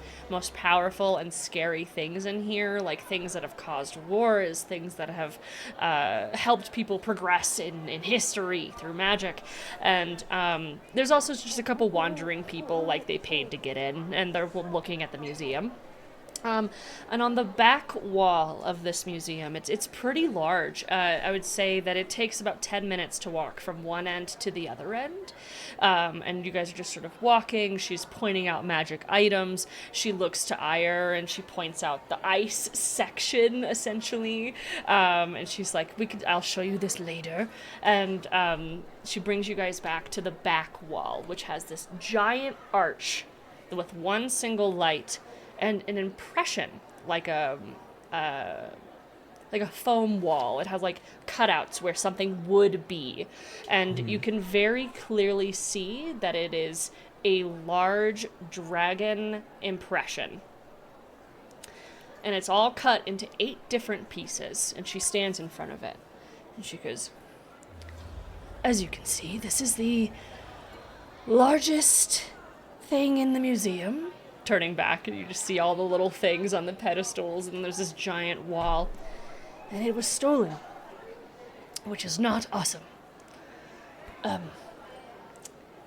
We don't know how. That's another thing that we're trying to figure out. The scryers are searching endlessly, but there are 8 pieces here. 2 legs, 2 arms, a body, a head, and 2 wings. They're all separated. It is the excavated Amethyst Gem Dragon from the Valley of Glass, outside of Prodior. And this has shown to have so much power that we kept it here for safety. And if it falls into the wrong hands, that is not awesome. We don't know who took it, but it's not your basic bandit. We would catch them easy. We get them all the time. Yes. What did the item do? Well, sort of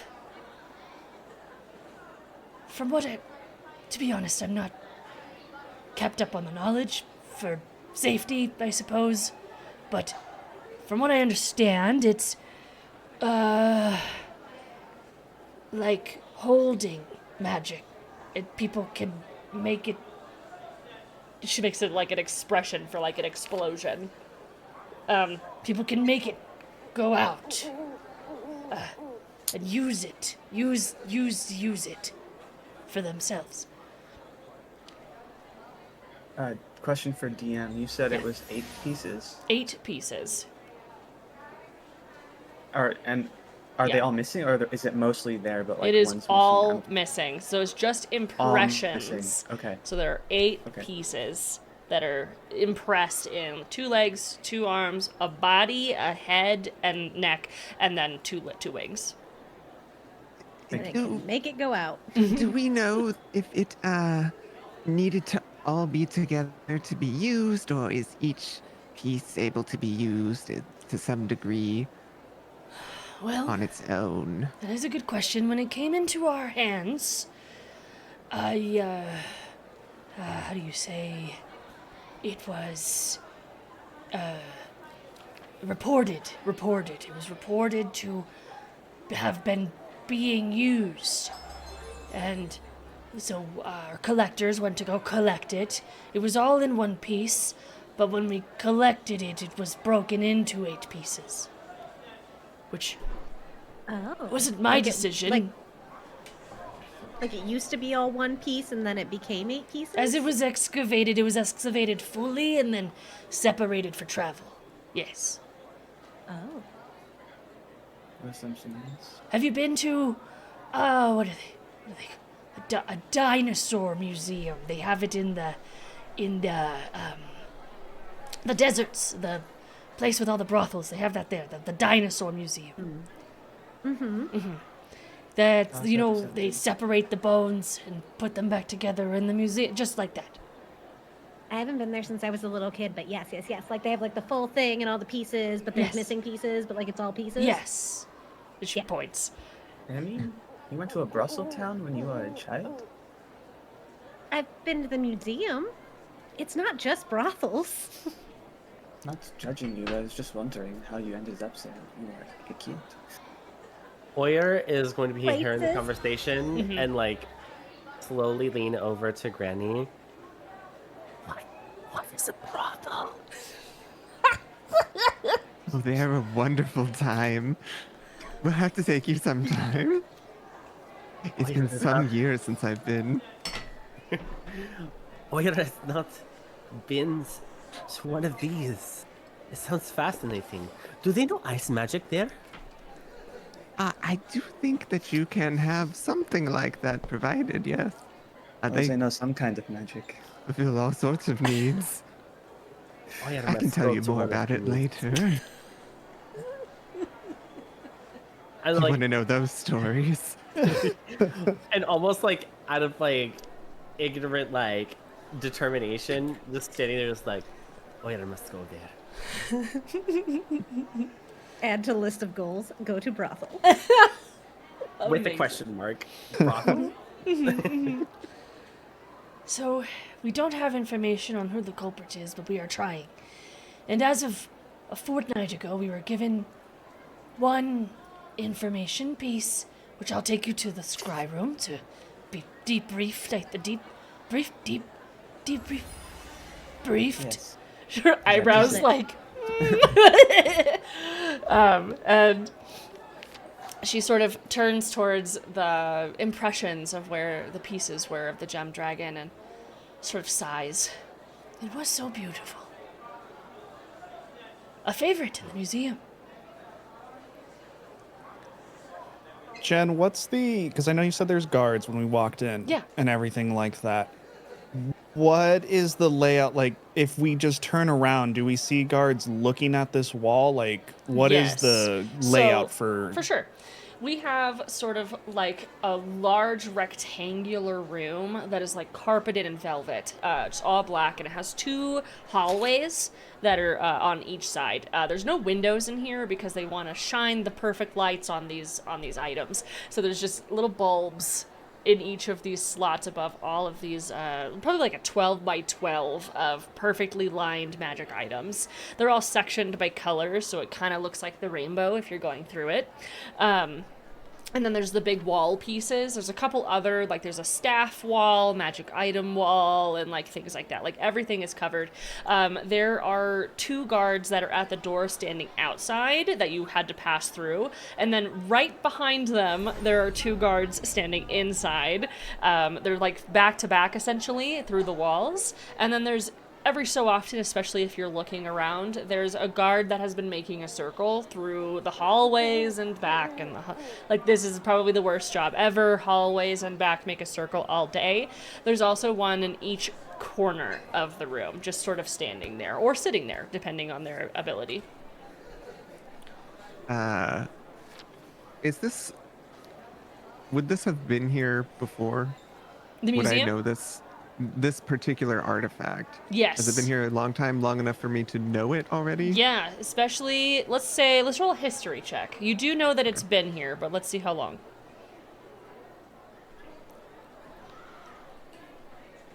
That's a 6? Okay, you know that it was here when you were here, Okay. but you don't know when it was brought in. Okay. But when she said that it was from the excavation of the Valley of Glass, you could tell that it was probably almost 1,000 years ago. Okay.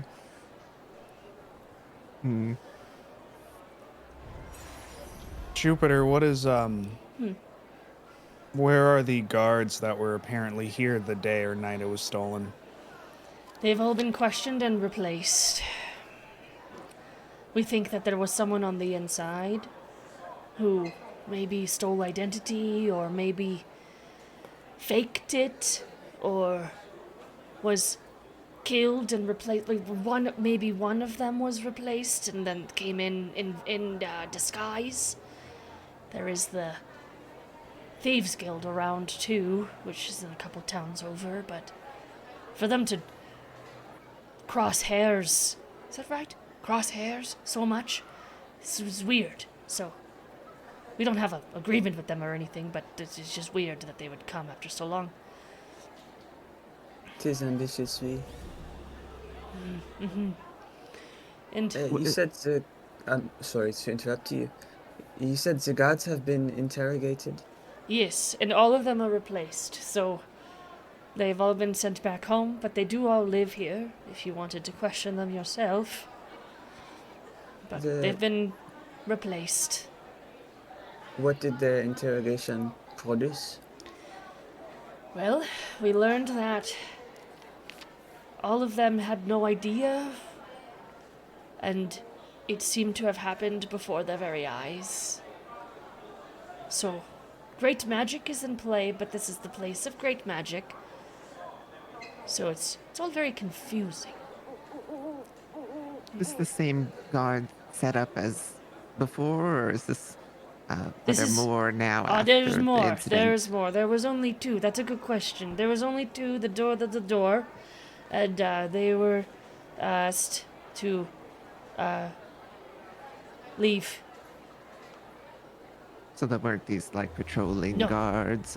Okay, well, that makes it seem a little bit easier, I guess. Still difficult, but.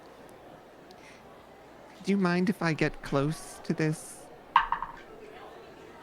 Yeah, as you get close to it, one of the guards sort of comes up from his station. He was sitting in a chair, and he stands up, and he's like, Yes. sorry to bother. We have a little more information. You can tell that this person's like adolescent. What is it, sweetie? Well, there's a rumor that they went to sleep. The guards were put to sleep. Oh, Pardon But- me, young man. You said they were put to sleep, but we were just told it happened before their very eyes. There's things like modifying memories. So it is hard true. to... Sorry, I don't mean to speak for you, boy. Jupiter, like, backs up. And the boy's like... Yeah! What he said. It's like trying to be a man for no reason.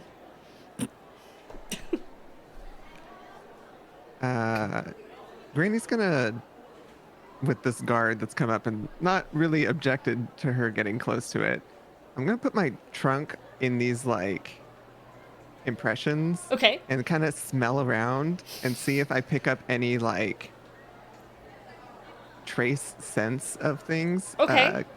Do you, from as a my- Loxodon, do you have like a heightened ability for scent? I have advantage on investigation and perception and survival checks with scent. Okay, let's go ahead and do investigation. I love this. Just his nose goes It's out. a dirty 20. Okay, okay. Let's go ahead and do an Arcana check on top of that. Okay. With advantage, because you got a dirty 20. Not as good. 14. Okay. You smell exactly what was explained. You smell an Amethyst Gem Dragon, except petrified, essentially. And you smell inklings of powder. With your 14, you determine that the powder is sleeping dust. Can you be put to sleep magically? I can. I can. You start yeah. to get very tired. After, like, you're sniffing in there and you're like, this is sleeping dust. Like, very much like you get very sleepy. Not enough to be put to sleep, but you're tired. Granny's sort of like definitely stumbling back and using her parasol to kind of steady herself. Definitely was some sleeping powder here. Looks like the boy wasn't lying. Nope. I've been tested for... I'm honorable and capable, and I'm here for the school of the Magi, just like my dad was. Oyata's gonna take the opportunity to go up to the boy and be like, "So adorable! You remind me of small kitten hunters from back home, but not as cute because the ones back home are much cuter." Thank you. I'm very cute, but very strong. Careful, are He you just going sits to there, like, ruin his proud. manhood? You're going to what? I'm sorry? I said you're going to ruin his perception of his manhood. I am a man. Okay. Oyata's just going to look at Kana, look back at the boy, look at Kana, look back at the boy. Is it not child? I am 30. Man, you're older than I am. Then, Fine, I'm 13. Hey, Like, yeah, we pouts. figured. I was going to let you keep it up, but if you want to out yourselves, that is fine. I'm sworn to not lie. Jupiter nods her head. And sort of like waves him off to go like back to his position, and he bows and goes back to sit in his chair. I'm gonna flick him a silver. Connor's gonna flick him a silver. Is the kid a guard? He is a guard. Yeah. Okay. However, the kid is a dwarf and doesn't necessarily seem incapable. He's just adolescent. Yeah. Mhm. Jupiter, I don't mean this with disrespect, but were the guards here before? Were they children as well, or were they more trained? They were more trained. We're upping to compensate. We have the children essentially of the families are here, except a few who we had suspicions, and we hired a couple extra. With all due respect, you think children will be able to combat people who broke into this school? There's only one child. The rest of them are. I mean, you're a child to somebody, right? Well, And she's well, like, did I say true, that but- wrong? yes, true. However, a child compared to a group of thieves who can put people to sleep, that seems a little unfair for them, no? She's like, ah, I understand. And you can tell that she's understanding that you have, like, apprehensions towards a child. And she goes, he was put through the test and actually placed first. I have no concerns. Well, I rest my case. Good for him. Now, Well, I hope they're getting extra credit for this time at least. yes, free admission to the school once completed of your tasks. Or tasks. Yes. Awesome. Awesome. Very awesome, thank you. We are thankful and nervous. Only because turns such a large piece. Nervous that this is above our heads. But we believe we're putting our trust in the right group. Now, is there anything you'd like to see here before I take you to the room of scrying for your briefing? Debriefing. Briefing. In the museum or in the school? I guess anywhere, but room of scrying is near the museum. But I'll take you anywhere. I How did have a about, question. So I'm kind of wondering, since we'll be going to school here possibly after everything's completed, I wanted to know, do you guys have a chapter of Delta Nu Delta at this school? I wasn't sure. She sort of like looks like she's thinking. She says, no, we just have Alpha, Alpha, Alpha, and then Sigma Nu. Okay. Okay, so like, I know that this is probably like way below your pay grade for this, but like, is it hard to start a new sorority here? Has that been done recently? Like, is it limited to 2, or is there like a possibility of starting a new one? I don't think I'm the right person to ask, but Okay. Alpha, Alpha, Alpha, and Sigma Nu have been around for 1,000 years. Maybe it's time for dual competition, she says. Yeah. Yeah. Awesome. I've Or heard you're going AAA to- is always there for you when you need them to be. What is always there for you? AAA. Oh. Oh god. Well, the Oh, you're just Alpha, gonna Alpha, take this Alpha. opportunity. Yeah. Oh, you're just gonna take this opportunity again, lean towards Granny. What's a sorority? It's a great group where you can meet with others that are your peers at the time, and you get together and you have fun story nights, sort of like we were having in that room before it turned into a different room. But sometimes you would drink a lot and rooms would turn into different rooms. So I guess it's very much the same. It's like that. Does that Be make us accurate. a sorority? You know, I wouldn't be opposed. Oyer likes this sorority. Amazing. So, is there anything that you wanted to see, or do you want me to take you to the room of scrying and free you to the scryers? I almost called them nerds, which is mean. But you do know the word for it. You said you would take us anyway? Yeah, I can take you anywhere. Well, What are your plans later? my plans. Oh, Yes. Oh. She tucks her hair behind her ear. It's gonna go like look at a little thing somewhere else. Yeah. I'm just gonna go look at a little powerful object over Let me here. look. But also listening. But also just kind of like privacy. Granny's entire ear is like turned. Yeah. We all just turn away but also listen. Just so awkward. Everyone immediately turning. I'm fully gonna get inspiration from this ear thing, and then Oyer's ears are going to go from front facing to back facing immediately. It's like, what? She like tucks her hair behind her ear. She's, well, I'm going to return home to cook, and then make awesome food, and eat awesome food, and then return to work tomorrow? What are you doing later? How about having someone else serve you dinner? Well, There's bound to be restaurants in this town, no? oof. She looks down. Well, I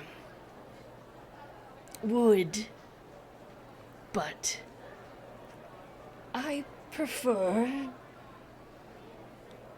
taller men. Taller what? Men. As well. Oh, do not like women. I do not. I think they're awesome. That is okay. She like shifts her eyes. appreciate She's your blushing. honesty. Like you can tell that you flattered her, but she's not anything other than straight is sort of what she's expressing. But you can tell that she feels good about herself. How far is everyone away from this conversation? At least like, I don't know, 10, 20 feet. I'm assuming you guys like scattered Yeah, around. just wandered to a nearby. All steps away. artifact. Like, yeah. Well, if you ever grow out of it, you know what to call me.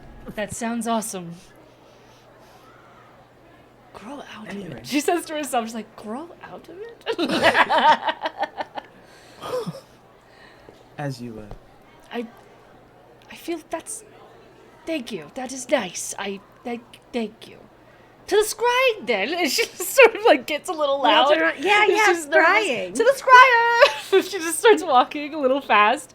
But not like she's nervous or trying to get away, but she's like, oh! Granny Someone pats hit you on on the shoulder and gives you a candy. It was a very good attempt. I'm very proud of you you for know. shooting your shot.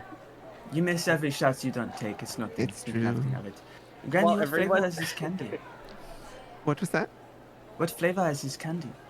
She like squints at it. I think that one's butterscotch. Is that okay? I I, love have some butterscotch. others. I love- Oh, perfect. I love butterscotch. Thank you. While everyone's Granny around, always knows. while everyone's around, kind of like being like pat on the back, good shot. Oyer's going to go up It's to nothing. It's no Jupiter. big deal. It's okay. Go up to Jupiter and be like, "Don't worry, Oyer also has an appreciation for fairy doll. None in particular, though." It's And just just... starts twiddling their fingers. She looks Is it best down. answer? And she looks down, like very down. She's 8 feet tall. She's like, Oh, okay. Okay. It's hard to find tall for me. Oyer's gonna look 8 up and feet then tall. just be like, just completely stop twiddling thumbs. I'm sure there's someone out there for you. She sort of like has like a little twinge of like, you're right, but I'm sad, and then turns towards the room of the scrying, which is sort of like, you know, in museums where they have the rooms where you can watch people do research. It is sort of just like you pass along and you can watch someone like, I don't know, clean off some bones for paleontology or something like that. It's very much like that. Like she takes you guys down one of the hallways, which opens up to a glass pane, and you see essentially like 3 to 6 gnomes and half elves and dwarves and even a few satyrs and things like that, sort of surrounding several different large black orbs that are on like pedestals, and these are what you all would have seen at some point in your life is a orb of scrying, and they have very like meticulously placed at least 6 of them in the room, and they have these individuals are all raising their hands up to it, and like sort of the smoke is going into the orb and out of it through their hands. You can tell they're actively attempting to scry. Around the room is like sort of like metal cleanliness. There's a sink, there's a couple beakers and like actual scientific equipment in there. And as she enters the room, only one of the scrying orbs stops because it has 2 people on it, and they turn towards you all. And they have little lab coats on, but the lab coats have like the sigil of the school, which is sort of like this snake wrapped around a rose. And they look at you up, and one of them is a gnome and one of them is a halfling, and the gnome looks up and says, well, hello!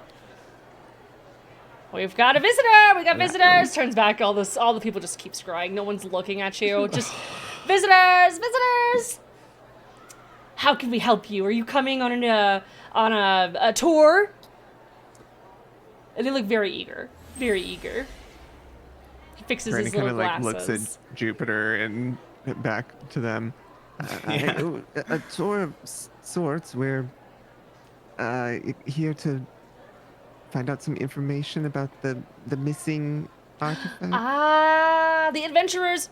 He snaps, like, he starts snapping, adventurers! And all of them stop scrying.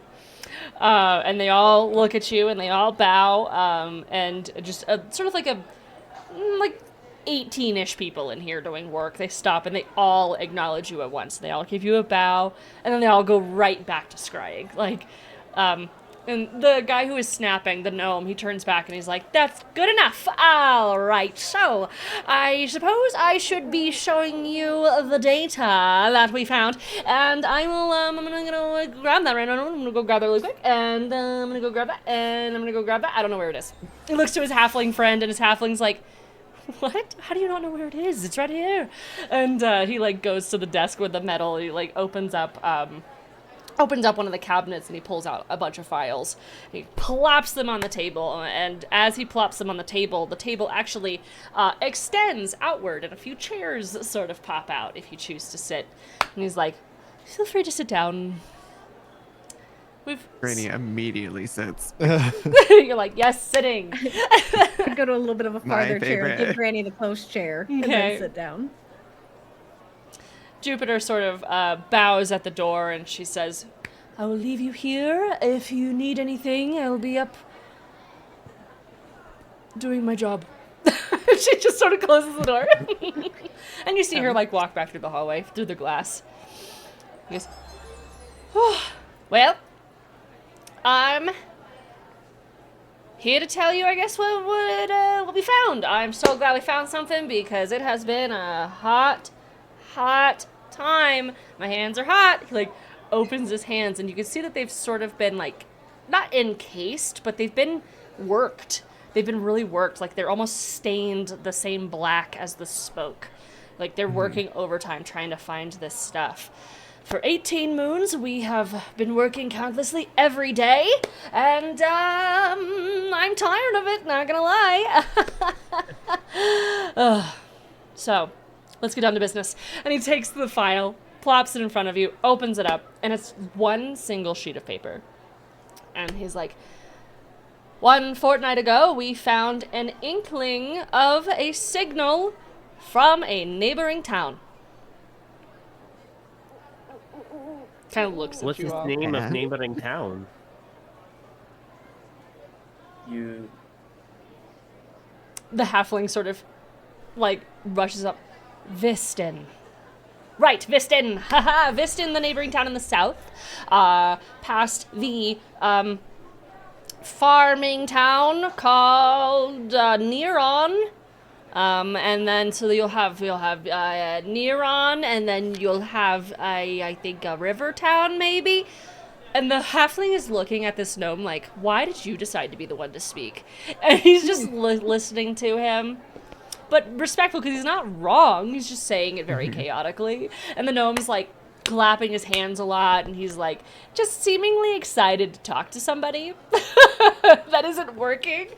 And he's like, yes, and I found it. It is, behind a stained glass pane. And that's all I know. I felt it from Vistin, and I saw through it in a room with stained glass. And he sits up, and he's smiling, like, he knows, you can tell that he, like, knows it's not a lot, but he's excited they found something. Was there like a design of the stained glass? I like to dabble in stained glass sometimes in like craft groups. Right. Was it done a particular I way? did draw it. He pulls out another file and it has another single piece of paper in it. And he gives you the single piece of paper and it has a drawing. It's very like rudimentary, but it looks as though it's sort of like pink and green and yellow, different blotches of squares. And in the square, they've sort of built out what looks like a church. There's like a religious symbol on it. Do I recognize? Would Connor recognize that? The symbol? Yeah, feel free to do a religion check if you'd like. I would love to. Can anyone join in on that? Or? Yes, feel free. Should I? I'll just roll together. Yeah. All right. Okay. Roll for Well, fun. I rolled shit, so I hope it's. What did you roll? Likewise. What did you got? 7. Okay, 7, 12, 3, 9, 6. 6. All right, none of you recognize this, but luckily the halfling notices that all of you are sort of just like, and the halfling chimes in and says, well, we believe that this is a symbol of Lathander, and as it is a sun. He's like pointing to the drawing, and the drawing really didn't look like a sun, but as they're pointing it out, you're like, I see. There's a sun there, and then there's the rest of the symbol, and sorry, I do not follow Lathander. I have actually, but this is the symbol of Lathander, so we think it might be in a Lathander church, but I don't know. Glass pane, Lathander's symbology, and things around houses could be in people's homes. It could be anywhere. It could be in a whoever follows it. So you can't always just go knocking door to door and oh my god, there we go. Can't always go knocking door to door and saying, do you follow Lathander? Like, that's weird. So we thought that we would give you this information and say that we felt the inklings of the power in Vistin. Have any of you been there before? No. No. I don't but, think so. Question, Mr. Scryer. Mm-hmm. You said you felt a ping from inside this church. Well, Y- behind the Was glass it a ping? pane. Wait, so are you guessing it's a church? Well, it's only because it has the symbol of Lathander on it. We know as much as you do now, and that's painful. Okay. He's sort of like, you can tell in his face, he feels like he's not doing his job. And they've also been doing this for 18 months, every single day. He's fucking tired. Connor's gonna look over to Granny and ask Granny, do you have any more pocket candy in that bag of yours? I do have a few more. She starts digging them out. Any particular flavor? No, I was just thinking perhaps maybe they could use something. She just looks back in and pulls out 2 for the 2 that are with us. There's a peach gummy and a cherry lozenge. I do like cherry. And I like peaches! Do you have 2 of those? The peach ring? Let me take a look. Oh, wow, it just so happens I have another. I'll just take it and sit down. Wow, you're so nice. Running very low on my good So as they sort of show you guys the couple pieces of paper that they have, which is not a lot, you realize that they've been struggling. Like, whoever stole these artifacts are good at hiding them. And also good at stealing. And the halfling says, we've even started searching different planes. Because we haven't found anything on this plane. We've combed every grain of sand. We've gone through every clothing rack. We've gone through just everything. It's a lot, and I just hope that we find more once we find this first one. Because then we could use this item to find the rest of them, which would be helpful. What planes have you started working your way through? Well, we were working through, the ethereal plane, in case anyone had brought it with them through their death. Then we thought that maybe people were hiding it in their pocket planes, or demi-planes, you might know them as. And then we thought that we might check, like the greening plane, and then we thought that, next we might go to, I don't know, Avernus. Nope. I feel like that could be a good lead. Yeah, anywhere is a good lead now when there are no corners to the leads. It's just a lot. I just have a feeling for reasons, just maybe try the hells. Yeah. Well, we I have the think plans that could for be a that good in the idea. next few weeks, so it'll be happening. Okay. We're currently searching the oceans. What sort of thing would block your ability to scry these, though? Well, if someone is utilizing a power greater than scrying, or has a room that is encased in some sort of anti-magics, or maybe even items that they have wrapped with them that allow non-detection, or they destroyed them, says the gnome. Or they destroyed them. So, but that would probably not the case, because we have the assumption, the theory that great magical destruction would happen if that happens. So hopefully not destruction. Things will happen if they break? Wait. So they're holding a lot of magic in them, and a lot of people, if put in the wrong hands, of course, a lot of people could utilize their powers and seep it into their own energies, or just like we are using these stones to scry, we are using the power within them. They could use the power within these pieces, these artifacts, this petrified dragon. The dragon's power still stays within it as it is frozen in death. This dragon specifically did not die, it just petrified. So this is a living creature in a petrified state. The power is still within it, if that makes sense. He sort of looks at your quizzical face. Quite sad. It is.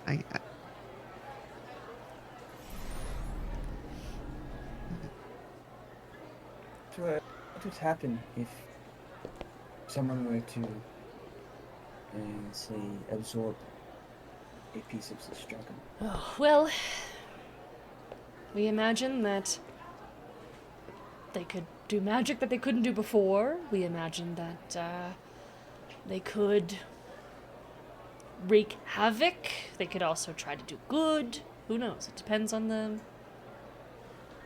want and the will of the individual who takes it. But this was clearly a targeted, very structured attack. And do any authorities outside of those at this school know that this has happened? Yes.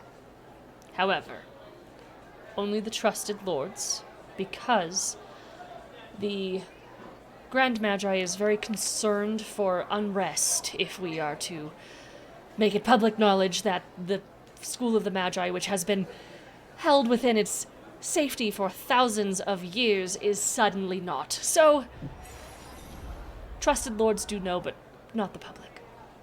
And you. What is the story being told to the people in the museum that are paying to be there, though, that it's out on loan to another museum? Oh, that it's being cleaned. It's so stupid. Oh. We can only clean it so many times. There was one couple that came back every day, and they were like, "You can't possibly be cleaning it." It's fine, it's fine, it's fine.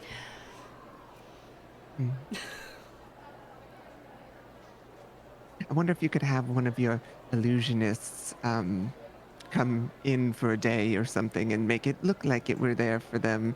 We have done that, to actually. sort of appease them, and We had they can't touch it. we had a large show just a few weeks ago to fundraise, and we did just that, actually. So, but we would rather have the real thing and not be a lying facility of lies.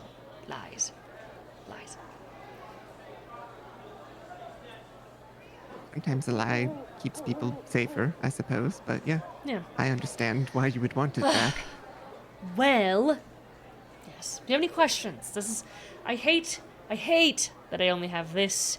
We've been working countlessly, working our hardest, and we've even got permanent strains within our veins. And, like, kind of holds his hands closer to you, and you see, like, the veins of, like, the black, sort of smoke, essentially. Is that harmful to you, or is it just sort of look that way? It just sort of looks that way.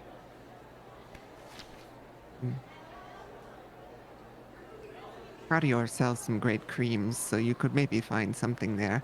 I've gotten rid of all these crow's feet around my eyes, so I'm sure you could find something, a vanishing cream of sorts. Absolutely. I will look into it, or I guess my daughter probably would. So, do you have questions? He kind of looks over the group again. I do. Yes. Could you perhaps teach someone with a magical aptitude how to scry? Yes. It does take a lot of time, though, in the magic field. But yes, either way. How long do you think? What level spell is scrying? I'm looking that up. I don't remember. I think it's level... I think it's third. Fourth. I think it's, like, higher than that. It's 5th level. Fifth level. I was gonna say I think it's 5th. So you'd have to be about... higher than now. It would take... I would say that it would take many years of practice, but you could make it work. I don't think I can ever even learn it. But we would be willing to teach you. So, all right. Any other questions? The gnome has like officially like gotten off the table and sort of like back to his scrying, and you see him sort of walk back up to the scroll, and the scrying orb, and he raises his hands. And now that you're closer, you can see that like essentially his mouth sort of just falls agape, and just eyes blacken. And as he's just, like, shifting his eyes back and forth, he's very literally looking through it and, like, combing through stuff. He just goes back to it. And the halfling stays with you. Still... Oh, okay. Sorry. No, you're good. Is there's someone still here that can talk to us? Yeah, the halfling is still at the table with you. Okay. I would like to ask him. You said Zapine came from Vistin. Sorry to repeat that question, but is there anything else you can tell us about this town or this place? About Vistin, it's... Yes. From what I know, it's a farming town, or it's at least surrounded by farming towns. And small...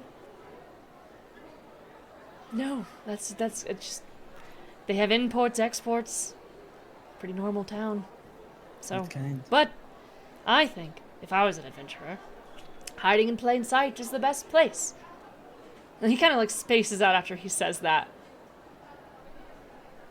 Turns and is like, I have scrying to do. Anything else? I have an idea for scrying.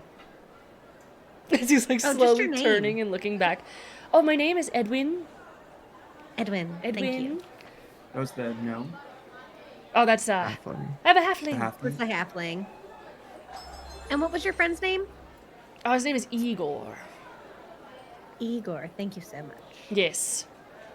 Igor Shimmerlight. Oh, the Shimmerlights are such a lovely family. If you say so. I am going to, as Edwin is walking away, kind of just sit there and as my hand is kind of like sitting between my legs, I'm gonna point at Edwin and I'm gonna send him a message in his head. Okay. And I'm just gonna say, is there anything else you're not telling us, friend? That was a very off-kilter comment.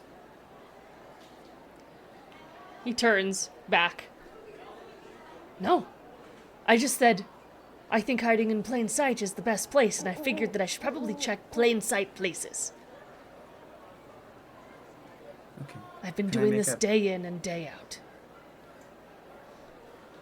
I know insight checks aren't lie detectors. Mm-hmm. But can I make an insight check to see if he's feeling nervous by my pressure? Sure. Yeah, totally. That's a good reason to use it. Great. +0 to insight. Love that.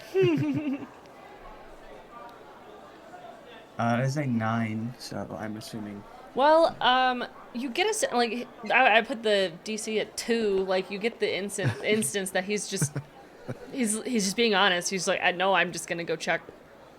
Okay. I'm gonna go do my job now. Like, that's sort of like, very plain, I'll very just plain worded. Give him a nod. Yeah. Then he kind of dismisses himself from your table and goes back to scrying with Igor. And you guys are kind of left at the table with 2 papers. You have one with the symbol of Lathander and one with the name Vistin on it. Why they wrote it on 2 pieces of paper, who knows? No one answers you. I mean, if we walk out with them and they ask where did they go, I guess we could give them back to them. I mean, they already kind of know the information. I don't know if they need it. I don't think that is hard to forget. I think we should at least take the picture of the glass to make sure Yes. before we start smashing some glass later.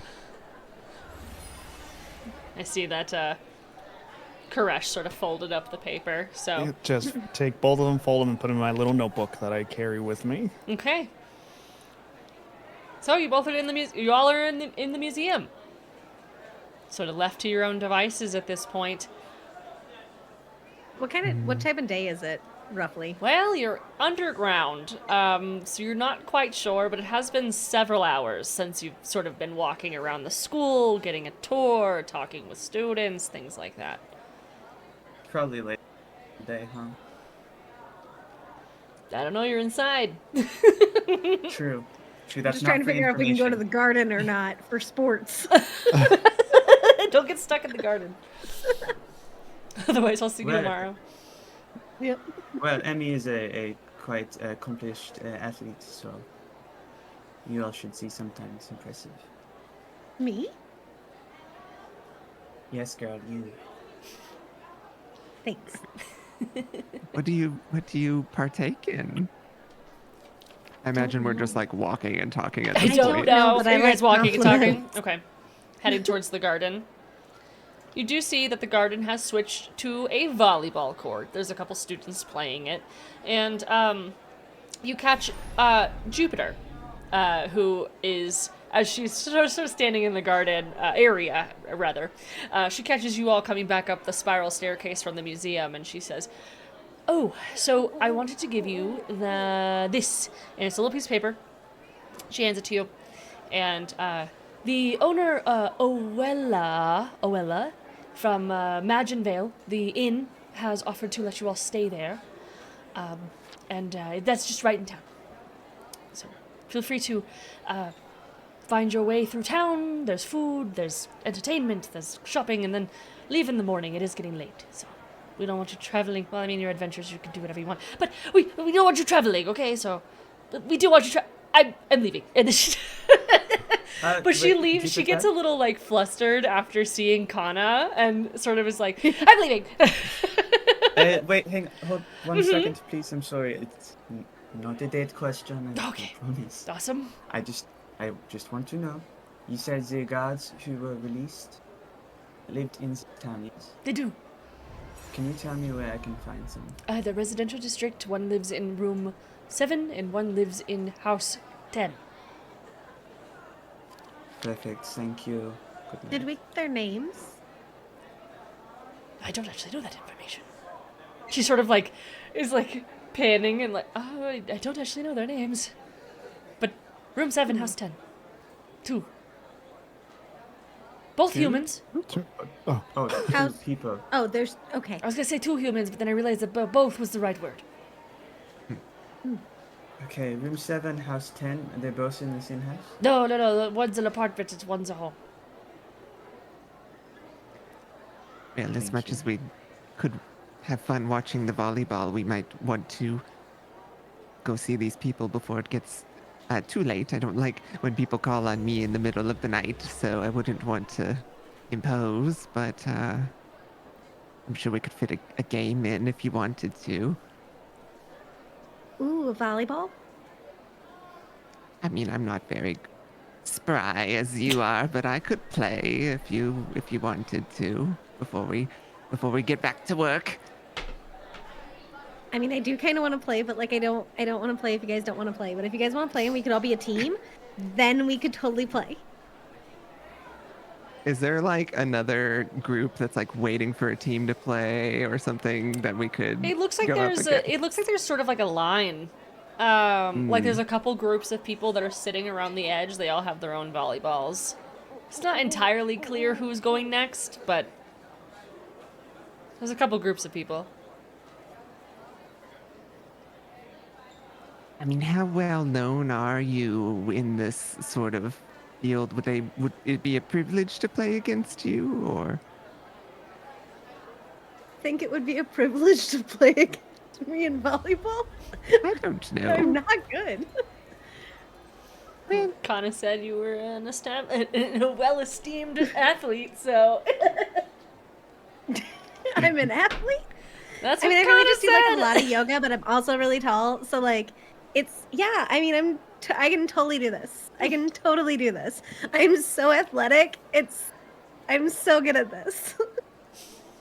I mean, we can ask. That's, Is there like an entryway to the thing where there would be like people standing around that look like they're waiting to go? Is anyone currently playing? There's people currently playing. And there's Uh, other people just like watching. And there's other people watching, but they're all sort of grouped up and like ready to play themselves too. And there's only one court. There is one court. They really need to have more courts. How many people are on a volleyball team? I need that at book. once? Like 6, Hmm. I think. So like 5 would be fine. you could get us another member. I guess, can I look around? Is there anyone in this room that is holding a volleyball but standing by themselves? Roll perception. The lone volleyball player. They said, That I is come here every day good. to wait and see if someone invites me to 23. play. A 23, Wow. you see one individual who is standing there with a volleyball, and they've come here. They look like they've come here every day waiting for someone to ask them to play volleyball. Well, I'm gonna walk up to them. Hi. Oh, hi! Do you want to play volleyball? So, like, I do. I have some friends that want to play. We wanted to know if you wanted to play. Do you want to play right now? I can kick them off the court. Absolutely. Then get the I fuck love off that the you can do court! that. Just, before you finish, they're all just like, oh my god, and the court is cleared. And I wonder if there's a. No, I got. Okay. We got this. Everyone, get off. You're playing against me. So, get your D4s. My Also, danger die. Got immersion it. break. Jen, Yeah. can you check Yeah. Just, sorry. Yes. This person has been waiting in line and is the first person in line for like months, but they just get skipped over because nobody's there to Yeah. play with them. But they've been waiting I love them. every single day. Okay. So, I need everyone to roll 3 D4s and see how your Okay. volleyball game went. Add them up or Yeah, add 'em zero up. separate? 3 Okay, D4s. do we just put me in front and I guess I just block I the rolled a entire collective thing? It just hits you. Ugh. Ow. It's not bad. I did quite well. Ow. What do we got? I What do we rolled got? an Oh, I did 11. good too. Okay. 11. I also 9. Wait, 3D. Oh wait, what's that? 3D. 3D4s. Oh, You have a whoa. 10. Well, You get 3D4. 11. Oh, you can get 'Cause you can get you 11 get out 12. of 3D4. Girl. No, but I am cheating, girl. I am cheating. 7. Okay, so 7, 2 9s, and 11, and Granny got a 10. oh, let's go! I Granny with the definitely. surprise volleyball skills. I rolled basically all ones. So you guys totally wiped the court with these students. And, Yeah, what? Yeah, what? Yeah, I told you she's pretty good, no?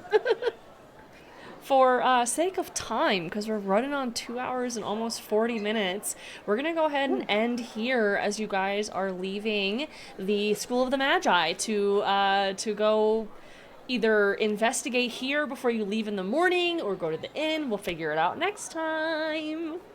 Thank you volleyball guys. champions. Yeah. We're volleyball champions. Thank Like you the guys. whole school's like, We like abandoned this to become a volleyball Yeah, we're like, team. this is a volleyball team now. Perfect. We love volleyball.